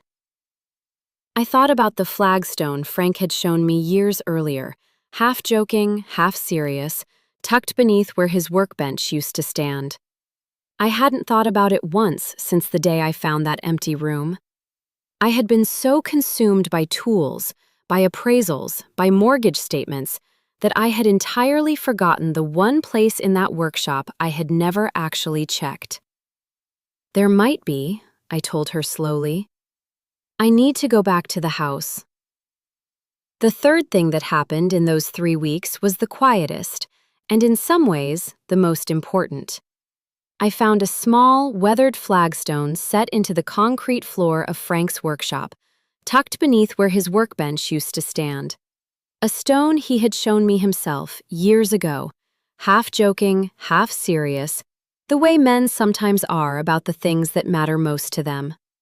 Beneath it, exactly where he'd told me, still undisturbed because Vanessa's crew had never thought to look under the workbench they were dragging out to the truck, was a small fireproof lockbox. I opened it alone, sitting on the concrete floor of that empty room, my new hip aching from the position, and inside I found the deed to a small lake cottage 2 hours north, held free and clear in Frank's name and now, by extension, mine. a property Marcus and Vanessa had never even known existed, because Frank had bought it 30 years earlier as a quiet retirement project and simply never made a fuss about it. I found a manila envelope containing $18,000 in cash, Frank's version of an emergency fund, the kind only a man who lived through his own father's Depression-era stories would think to keep. And I found, folded at the very bottom, a single handwritten letter, addressed simply, on the outside, to my Eleanor. I want to tell you what that letter said, because I think it matters more than anything Dale Renner or Diane Cho or even Walt Higgins gave me in those 3 weeks. Frank had written it not long before he died. I could tell from the handwriting, which had started to shake slightly in his final year, the way it always does eventually, even in the steadiest hands. He wrote that he loved me more than he'd ever found the right words to say out loud, which was, he admitted, probably his one real failure as a husband. He wrote that he'd built the cottage up north as a place for the two of us to grow old in together, and that if he went first, he wanted me to know I could sell it, keep it, or give it away. His only real wish was that I never let anyone talk me into giving away something before I'd decided, myself, freely, that I was ready to let it go. And then he wrote one more line, near the bottom, that I read 4 times before I could fully absorb it. He wrote, "Whatever happens with Marcus and that wife of his, and I love our son Elle, you know I do, but I've watched the way she looks at what we've built, like it's something to be improved rather than respected. Don't let anyone convince you that being generous means you owe them the right to spend what's yours. You built this life with your own 2 hands right alongside mine. Never apologize for protecting it." I sat on that concrete floor for a very long time after reading that letter. 14 months of quiet grief, and my husband had reached across all of it, from wherever he was, with exactly the words I needed to hear, at exactly the moment I needed to hear them. It's strange, isn't it, how the people who know us best sometimes see the whole shape of a betrayal before it's even happened. Frank never met Vanessa's final version of herself, the woman who would stand in my driveway and call his life's work junk. But some part of him, some quiet, watchful part that had spent decades reading people the way he read the grain of a piece of wood, had known enough to leave me a warning, folded up and waiting, exactly where I would find it once I finally needed it. I called Diane the next morning and told her about the letter, about the deed, about the $18,000. She was quiet for a moment, and then she said something I've thought about often since. "Eleanor, some people spend their whole lives building safety nets they hope they'll never have to use. It sounds like Frank built you one anyway. I think it's time you decided how you want to use it." By the end of that 3rd week, I was ready. My hip had healed enough that I no longer needed the walker, just a cane for longer distances. Walt had recovered 13 of the 14 most significant pieces from Frank's collection, including, remarkably, the traveling tool chest, returned to me by a collector 300 miles away who had never met me and owed me nothing. Diane had all the documentation prepared, and I had made a decision about what I was going to do next. A decision that had nothing to do with shouting, nothing to do with confrontation for its own sake, and everything to do with the quiet, devastating power of simply stopping. There's a particular kind of family gathering, isn't there, that everyone treats as ordinary right up until the moment it isn't. Lily, my granddaughter, was turning 16 that Saturday, a birthday dinner at Marcus and Vanessa's house, the kind of gathering I would never have missed under any ordinary circumstances, and the kind of gathering, I understood clearly, that Vanessa would never expect me to disrupt, because I had never, not once in 6 years, made a scene at a family occasion. I want to pause here and tell you about Lily, because she is the reason any of what happened next mattered as much as it did. More, honestly, than the money, more than the tools, more than my own wounded pride. Lily had always been close to her grandfather, closer, in some ways, than she was to her own parents during her middle school years, when Marcus and Vanessa's marriage had gone through a rocky stretch, and Lily had taken to spending nearly every weekend at our house, out in that workshop with Frank, learning to sand and stain and, eventually, to carve her own small projects under his patient guidance. He made her a jewelry box the year she turned 12, cedar and walnut, with a small brass hinge he'd sourced specifically because she loved the way it caught the light. She still kept it on her dresser, still put her earrings in it every single night, a fact I only knew because she had told me herself, quietly, at his funeral, crying into my shoulder, telling me it was the only thing in her whole room that still felt like him. Lily had cried, actual tears, when she found out what her mother had done to the workshop. 15 years old, and she understood, more clearly than her own father seemed to, exactly what had been taken, and exactly what it meant. She'd called me the week after it happened, her voice shaking, and said, "Grandma, I'm so sorry. I didn't know. I would have stopped her if I'd known. I promise I would have." I told her it wasn't her fault.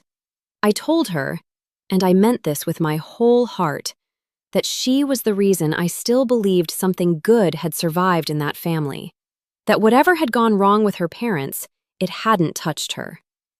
So when I decided how and when I was going to address everything, I decided it would happen at her birthday dinner, but not in a way that would make it about her or ruin her celebration. I decided it would happen afterward, once the cake had been cut and the smaller cousins had wandered off to watch television.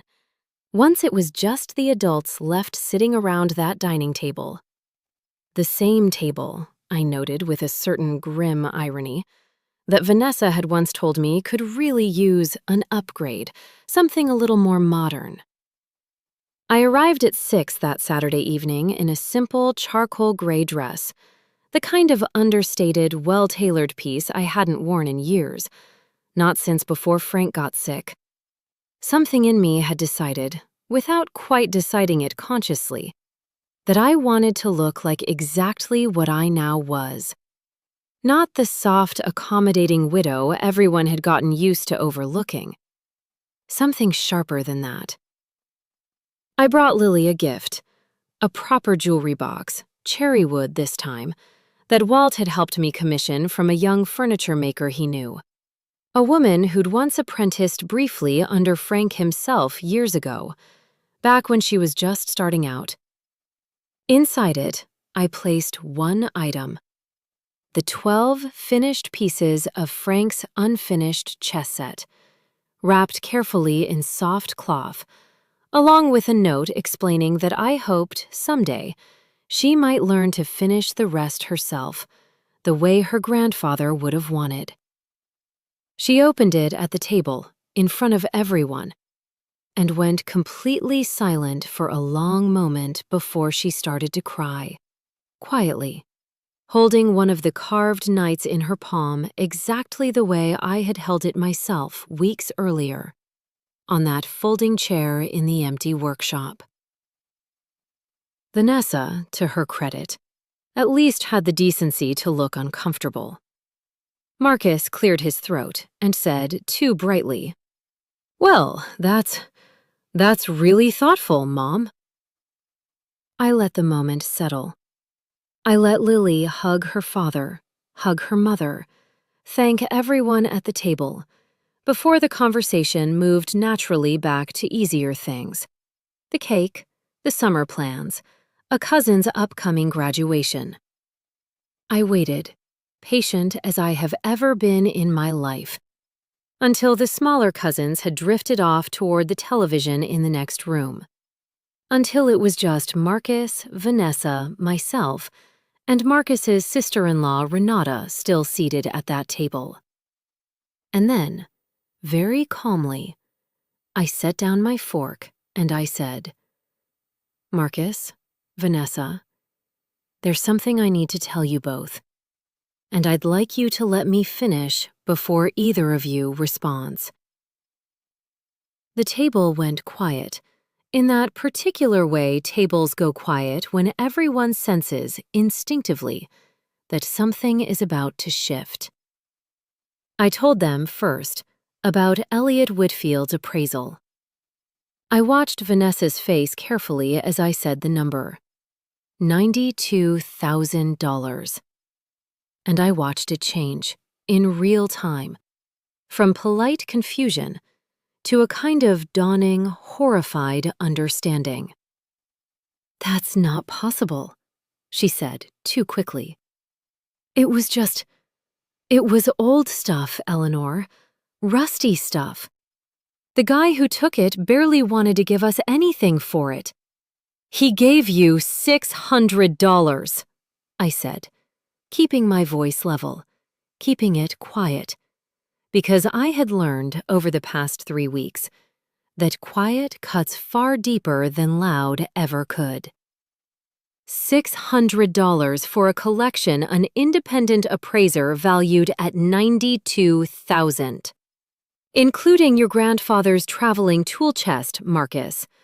The one his own father carried off a ship from Poland in 1911. Vanessa sold that for $400 to a stranger she found on Facebook. 3 weeks after I asked her directly not to touch that workshop while I was in surgery." Marcus's face had gone pale. Vanessa's had gone rigid. That particular kind of rigid that comes from someone frantically calculating how much damage control is still possible. "Eleanor, we didn't know it was worth anything. I swear, if we'd known—" "You didn't ask," I said simply. "That's the part I want you to sit with, Vanessa. You didn't know what it was worth because you never once asked. You looked at 40 years of a man's life and decided, on your own, without consulting anyone, that it was junk. Your exact word. It was just junk. Do you remember saying that to me, in my own driveway, 4 days after major surgery?" Nobody answered right away. I want to slow this moment down for you, because it is the one I have replayed most often since, the one I return to on quiet evenings when I can't sleep. Not with regret, but with something closer to wonder at how long a single silence can stretch when the people sitting inside it finally understand what is happening to them. The dining room had gone very still. I remember the candles Vanessa had lit for Lily's birthday were still burning, 2 of them, down to uneven stubs now, throwing soft, unsteady light across the tablecloth and across Marcus's face, which had gone the particular pale color of a man doing rapid arithmetic he does not want to be doing. Somewhere beyond the kitchen, through the wall, I could hear Lily's laughter drifting in from the next room, high and bright and entirely untouched by what was happening at this table. And I remember being grateful for that sound, the way you are grateful for any small proof that joy is still intact somewhere close by, even while something else is quietly ending. Renata hadn't moved either. She sat with her wine glass halfway to her mouth, frozen there, watching the 3 of us with the particular stillness of a woman who understands, instinctively, that this is not her fight to enter, and that the kindest thing she can do is simply not be one more variable in the room. Outside, beyond the dining room window, I could hear the first low rumble of a summer storm building somewhere off to the west, the kind of distant thunder that doesn't arrive for another hour, but announces itself early anyway, as if to say, something is coming, whether you're ready for it or not. I sat with my hands folded in my lap, and in that stretched, suspended silence, I found myself thinking, unexpectedly, of everything it had taken to arrive at this exact table, this exact moment, this exact quiet. I thought of the folding chair in that empty workshop, the unfinished night cold in my palm. I thought of Elliot Whitfield's voice on the phone, careful and precise, walking me through provenance and appraisal value the way another man might have walked me through a diagnosis. I thought of Walt Higgins in that diner 2 towns over, letting Dale Renner talk himself proudly into a corner over a single cup of coffee that never seemed to leave the table. I thought of Preston Callahan's handwritten note, tucked inside a returned tool chest 300 miles from where it had been stolen. Objects like this only mean something because of the hands that shaped them. I thought of Diane Cho sliding that folder across her desk, asking me the one question that had ended up deciding everything that followed. Do you want to punish them, or do you want to protect yourself? I thought, too, of Frank's handwriting, slightly unsteady in his final months, the words I had read 4 times before I could absorb them. Don't let anyone convince you that being generous means you owe them the right to spend what's yours. I had carried that sentence with me into this dining room, the way another woman might carry a locket or a photograph, folded small enough to fit against the chest and press there, quietly, exactly where it was needed most. I understood, sitting in that silence, that every single piece of preparation, every phone call, every document Diane had drafted, every mile Walt had driven, every night I had lain awake in Dorothy's guest room making lists on a notepad with a cartoon rooster printed at the top, had been leading, patiently and deliberately, to this exact suspended moment. Not to hurt them. I want to be honest with you about that, because I think it matters enormously, and because I do not want you to mistake what came next for cruelty. I did not build any of what I built in those weeks because I wanted to watch my son's wife suffer. I built it because I had spent 6 years being quietly erased by small, deniable moments, each one too minor on its own to justify the discomfort of naming it. And I understood, finally, that the only way to stop being erased was to become, all at once, impossible to overlook. I watched Vanessa's face in that silence, and I watched, very specifically, the exact moment her mind finished doing what mine had already done weeks earlier in that empty workshop. The moment the number $92,000 stopped being an abstraction and became, instead, a fact she was going to have to live inside of for the rest of the evening, and likely for a great deal longer than that. Her jaw had tightened. Her hand, resting on the edge of the table, had gone very still, the way a hand goes still right before someone realizes they have been holding their breath without meaning to. Marcus, beside her, had not touched his water glass in several minutes. I noticed the condensation running down the side of it, pooling on the tablecloth, and some small, absurd part of my mind noted that Vanessa would ordinarily have reached for a coaster by now, would ordinarily have said something light and hostess-perfect about rings on good linen. She said nothing. She had entirely stopped performing, and I understood, watching her, that this was perhaps the first time in 6 years I had ever seen her without that particular polish switched on. I thought about Lily's laughter again, still drifting faintly through the wall, and I thought about the jewelry box sitting on the sideboard behind me, the 12 finished chess pieces wrapped in soft cloth inside it. And I thought about how strange it was that the same evening could hold both of these things at once. A granddaughter crying happy tears over a carved knight in the next room, and her parents sitting frozen at this table, finally facing the full weight of what 4 careless words had cost them. I thought briefly of the flagstone I had found beneath Frank's workbench, and the lockbox underneath it, and the letter folded at the bottom of that lockbox that I had not yet told a single member of this family existed. I want to be honest and tell you that I considered, in that stretched-out silence, whether this was the moment to bring all of it forward at once, the cottage, the $18,000, every last secret Frank had left waiting for me in the ground beneath his own workbench. I decided against it. Some things, I had learned over the past several weeks, land far harder when they are given room to breathe on their own, delivered at the moment they are needed, rather than the moment they are merely available. This particular table, on this particular night, needed to absorb one truth completely before it could survive another. The distant thunder rolled again, closer this time, and somewhere in the kitchen I heard the refrigerator hum shift pitch the way old refrigerators do, an ordinary domestic sound that felt, in that moment, unbearably loud against the silence at the table.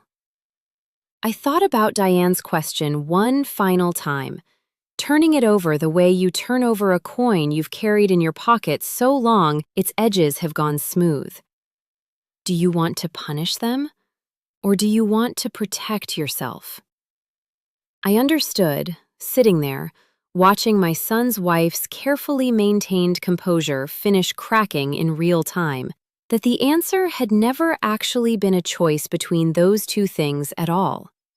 Protecting myself, done fully and honestly, was always going to look, from the outside, exactly like consequence. I had simply had to stop being afraid of how that consequence would appear to people who had never once, in 6 years, extended me the same consideration. I let the silence hold a moment longer. I did not rush to fill it. I had learned, over the past several weeks, that silence, held with intention, was the single most powerful tool I had ever owned. More powerful than any document Diane had drafted. More powerful than any tool Walt had recovered. More powerful, even, than the $92,000 sitting between us like a live wire nobody wanted to be the one to touch first. And then, finally, into that long, thunder-edged quiet, I asked my question again, softer this time, giving her every chance in the world to simply say yes. Do you remember saying that to me, Vanessa? In my own driveway? 4 days after major surgery? She didn't answer. Her mouth opened slightly and then closed again. I do, I continued. I remember it very clearly. I've had a great deal of time to think about it these past few weeks. Marcus, finally, found his voice. Mom, we can pay you back. We'll figure something out, I promise. We didn't understand. I know you didn't, I said, and I let something soften in my voice, just slightly, because whatever else was true, he was still my son, and some part of this was still, underneath everything, breaking my heart. I believe that you genuinely didn't understand what you were destroying. I don't think you would have let it happen if you'd truly understood. But Marcus, you let your wife make that decision without you in the room, the same way you let her make a great many decisions without you in the room. And there is a cost to that. There has always been a cost to that. You simply never had to pay it before because I've been quietly covering it. Vanessa looked between us, confused. Covering what? I let the silence hang there for just a moment before I answered. Your mortgage, I said. For the last 24 months. $2,150 on the 3rd of every month, transferred directly from my retirement account into yours, Marcus, so the two of you would never have to explain to your daughter why you'd lost the house. The color drained entirely out of Vanessa's face. Marcus stared at me like I'd struck him. That's not... The business picked back up. That's just the business. The business picked up 8 months ago, I said, and the payments never stopped because I never stopped them. Diane has every bank statement, every transfer, going back 2 full years, if either of you would like to review them. Vanessa's composure, that polished, effortless composure I had watched her wear like armor for 6 years, finally cracked entirely. You've been paying our mortgage this whole time and you never said anything? Why would you do that and just never tell us? That's manipulative, Eleanor. That's not normal. I looked at her for a long moment, and I felt something in me that was almost sympathy for how completely she had misunderstood the last several weeks of her own life. I did it, I said quietly, because you are my son's wife, and because I loved my son enough to want to protect his family without making him feel small for needing help. I did it quietly because that is simply who I am and who I have always been, and it never once occurred to me that quiet generosity would eventually be met with the assumption that it was owed to you. I did it, Vanessa, the same way Frank spent 40 years quietly building something beautiful in that workshop, without needing anyone to applaud him for it. And you took the one thing I did loudly say, "Don't touch it," and you did the opposite, while I was unconscious on an operating table. And then you smiled at me in my own driveway and called it junk. The table had gone completely, utterly silent. So here is what happens now, I continued, keeping my voice exactly as level as it had been the entire conversation. The automatic transfer stopped 3 days ago. It will not resume. I've spoken with Diane and everything is documented. The mortgage payments were always a gift, never an obligation, and I am well within my rights to end that gift at any time for any reason. I would say the reason is fairly self-evident. Mom, you can't just... Marcus started, panic creeping into his voice now. Real panic. The kind that comes when a person realizes the ground they've been standing on was never quite as solid as they assumed. The mortgage payment is due in 11 days. We don't have... Mom, we'll lose the house! You won't lose the house, I said. Not if you make the payment yourselves, which, from what you've told me many times, your business income should now comfortably allow you to do.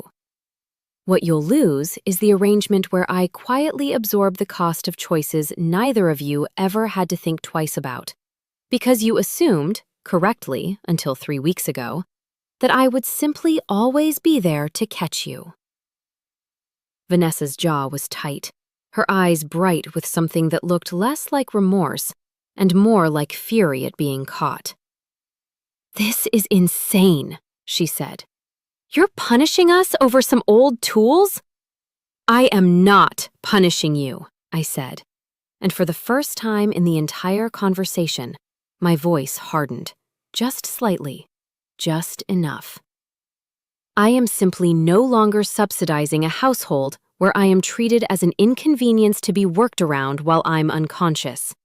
There is a difference, Vanessa, between punishment and consequence, and I would think, in your line of work, staging other people's homes to look like something they aren't, you'd understand that difference better than most. I heard Renata, Marcus's sister-in-law, make a small, involuntary sound at that, something between a cough and a laugh, quickly stifled. Vanessa stood up from the table so abruptly her chair scraped hard against the floor. I don't have to sit here and be insulted in my own home, she said, and there was real hysteria creeping into her voice now, the careful composure fully gone. You're right, I said calmly, not moving from my seat. You don't. But I'd ask you to sit back down, because there's one more thing I want to say, and I'd like Marcus to hear it too. She hesitated, glancing at Marcus, who was staring down at his hands, his face a mixture of shame and something that looked, for the first time in a long while, like real anger, though I couldn't yet tell whether it was directed at me, at Vanessa, or at himself. She sat back down, slowly, arms crossed, jaw tight. I have recovered 13 of the 14 most valuable pieces from Frank's collection, I said, including his grandfather's tool chest. It's back in my possession as of Wednesday. The collector who bought it from Dale shipped it back at his own expense the moment he understood what he was holding. The picker has agreed, under threat of a legal claim for conversion. That's the legal term, Marcus, for selling property that isn't yours, to return every piece he still had access to. I will not be pursuing any further legal action against Dale Renner, or against either of you, provided nothing like this ever happens again. I paused, letting that settle. I am rebuilding your father's workshop, I continued, looking now only at Marcus. Not in that garage. That space is yours now, and I won't ask for it back, because I understand, in some strange way, that trying to preserve it as a shrine forever wasn't actually what your father would have wanted either. I'm rebuilding it at the lake cottage. What lake cottage? Marcus asked, genuinely bewildered. Your father bought a small property 2 hours north of here 30 years ago, I said. In cash, outright, in his own name. Neither of you knew about it because he never made a fuss about the things that mattered most to him. A trait, I've come to understand, that I share, and one that has occasionally cost me. I found the deed hidden in the workshop floor, along with a letter he wrote me not long before he died. I'm having a small workshop built there. Lily's already asked if she can come help me learn to use some of what's left of his tools, once I'm steady enough. I'd like that very much. I looked at Marcus for a long moment. You're welcome to visit, once things have settled. So is Caleb when he's home from school. That part of the door isn't closed, Marcus. I want you to understand that clearly. This isn't about losing you. It's about you finally understanding what it costs when the people who love you quietly are treated as though they have infinite patience and infinite resources and no boundaries at all. Vanessa, silent for a long stretch, finally spoke again, her voice smaller now, some of the fight drained out of it. So that's it? You're just cutting us off? After everything? Over a garage? I looked at her, and I felt, for the first time that evening, something almost close to pity. Vanessa, I said quietly, it was never about a garage. It was about whether the people I love see me as a person, with a history and a heart and things that matter to me, or as a resource to be managed. You showed me your answer while I was under anesthesia. I'm simply showing you mine now that I'm awake. Nobody spoke for a long moment. Somewhere in the next room, I could hear the faint sound of the television, Lily's laughter mixing with her cousin's, blissfully unaware of the conversation happening at the table she'd left behind. I found myself grateful for that. Whatever else this evening became, I had not let it touch her birthday. I stood, gathering my purse, my cane resting lightly against my palm rather than needed for support, which felt, in that moment, like its own small victory. I love you, Marcus, I said, and I meant it completely, without qualification, the way you can love someone and still hold them fully accountable at the exact same time. I always will. But I am done being quiet about what I need, and I am done pretending that quiet generosity means I have no limits. I think, in time, if you're willing to actually examine what happened here instead of just weathering it, this could be the best thing that's happened to this family in years. I hope you'll prove me right. I said goodnight to Renata, went to find Lily to say a proper goodbye, held her a little longer than usual, and left. I did not look back at the table on my way out. I didn't need to. I could feel, even without turning around, the particular silence of two people finally understanding, in their bones, exactly what they had lost, and exactly how much of their comfortable life had quietly depended on a woman they'd never once bothered to really see. I want to tell you what happened in the weeks that followed, because I think the aftermath matters just as much as the confrontation itself. Maybe more, honestly. Because it's easy to imagine a dramatic dinner table scene and assume that's where a story like this ends. It isn't. Real consequences unfold slowly, in the small, unglamorous decisions people make once the shock wears off. Marcus called me 4 days after Lily's birthday dinner. Just Marcus, alone. No Vanessa on the line. He was quiet for a long time before he spoke, and when he finally did, his voice sounded different than it had in years. Not defensive, not deflecting, just tired and honest. "I've been thinking about what you said," he told me, "about letting Vanessa make decisions without me in the room. Mom, I think I've been doing that our whole marriage, honestly. Letting her run things because it was easier than disagreeing. I didn't even fight her on the workshop. I let it happen because arguing with her exhausts me, and I told myself that made me easygoing instead of what it actually was." "And what was it actually?" I asked him gently. There was a long pause.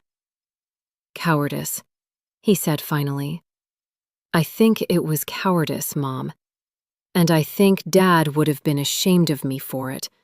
Not for losing the tools, for standing there and watching it happen and not saying a single word to stop it."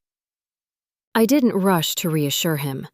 I let him sit with that, the way I'd had to sit with my own grief for weeks before I found my way to clarity on the other side of it.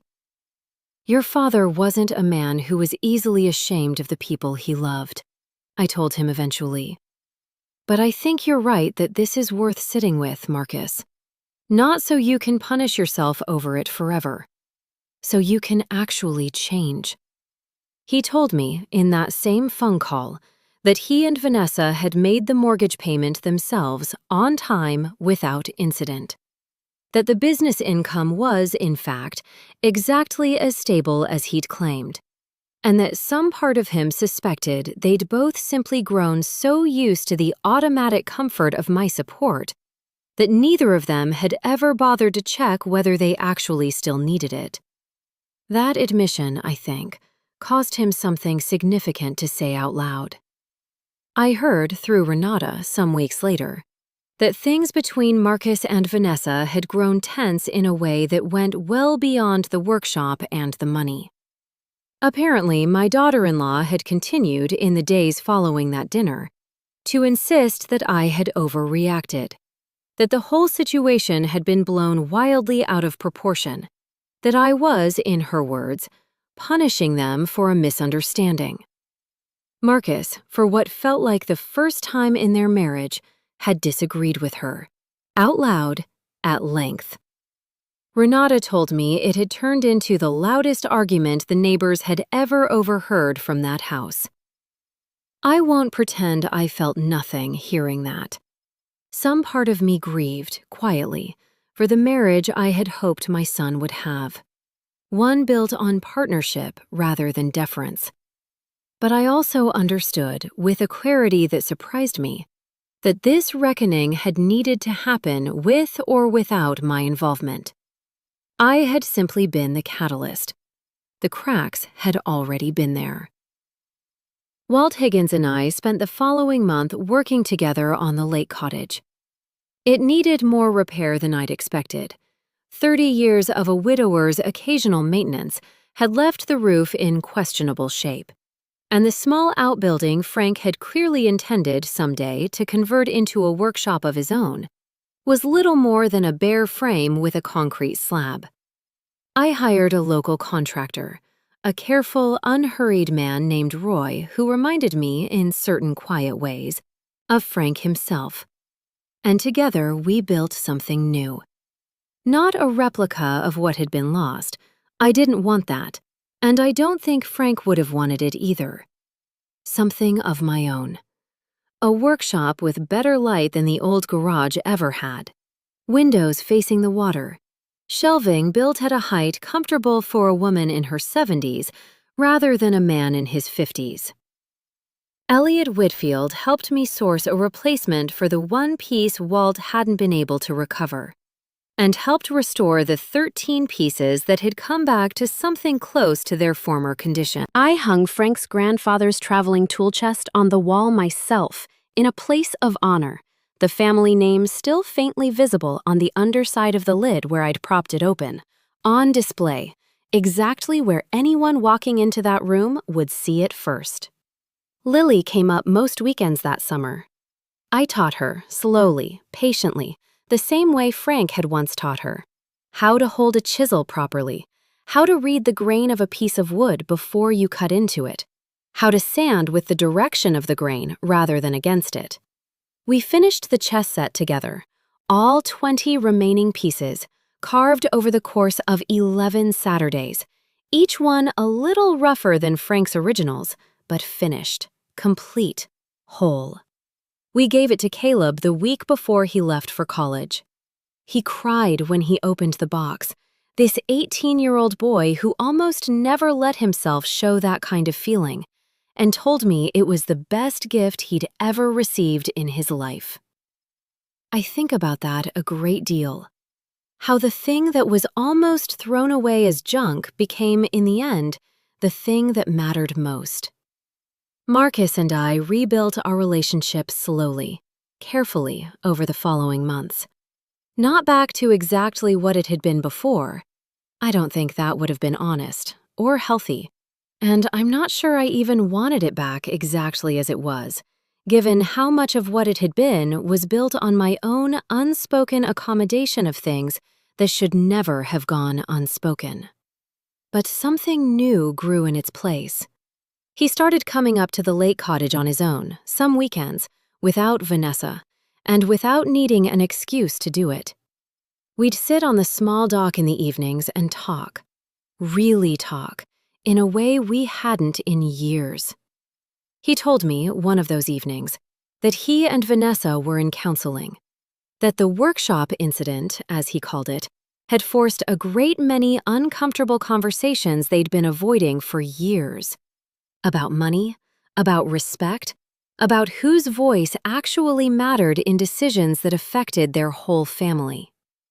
I don't know, as I tell you this story, exactly how their marriage will turn out. I've made my peace with not knowing. What I do know is that Vanessa has never again, to this day, referred to anything of mine as junk in my presence, and that the last time she visited the lake cottage, she stood quietly in front of the traveling tool chest for a long moment before saying, without prompting, that she was sorry. Genuinely sorry, I think. Though I understand sorry doesn't undo what's been done. It's a start, though. And I've learned at 73 that a start is sometimes worth more than we give it credit for. I want to tell you what I've come to understand, sitting on that dock some evenings with a cup of tea and the sound of the water lapping against the shore, thinking about everything that happened that spring. For most of my life, I confused being agreeable with being good. I thought that swallowing my own hurt over and over in small, quiet increments was simply the price of keeping a family together. I thought generosity that went unacknowledged was still generosity, still worth giving freely, without condition, without ever once asking anything in return. I don't believe that anymore. I believe now that love without boundaries isn't really love at all. It's just quiet erosion, wearing away at you a little more every year, until one day you look up and realize you've disappeared entirely into the shape of what everyone else needed you to be. I believe that the people who love you the most correctly are the ones who can hear the word no from you and not treat it as a betrayal. And I believe, with everything I have left in me, that it is never too late. Not at 73, not after 46 years of marriage, not after a lifetime of putting yourself last, to finally put yourself first. My husband spent 40 years in a workshop most people walked past without a second glance, quietly building things that outlasted every person who ever called them worthless. He left me a letter I didn't need until I needed it more than almost anything else in my life. And in it, he reminded me of something I think all of us forget, especially those of us who've spent decades being the person everyone else leans on. He reminded me that being generous does not mean being infinite, that protecting what you've built with your own two hands is not selfishness, it is simply self-respect, finally, fully claimed. So if you are watching this tonight, and some part of this story feels a little too familiar, if you have ever come home to find something precious to you dismissed as clutter, if you have ever quietly carried a family's weight while being treated as an afterthought, if you have ever wondered whether your own kindness had somehow become the very thing people assumed they were owed, I want you to hear this clearly. You are allowed to stop. You are allowed to be quiet about your plans and loud about your boundaries. You are allowed, at any age, in any year of your life, to walk back into the room where you were dismissed and show them, calmly, without raising your voice even once, exactly what they lost the moment they decided you didn't matter enough to ask first. Have you ever had a moment like this in your own family, where quiet finally became the loudest thing in the room? Tell me your story in the comments below. I read every single one, and I promise you, you are not alone in this. If this story meant something to you tonight, please take a moment to like this video and subscribe for more stories just like it.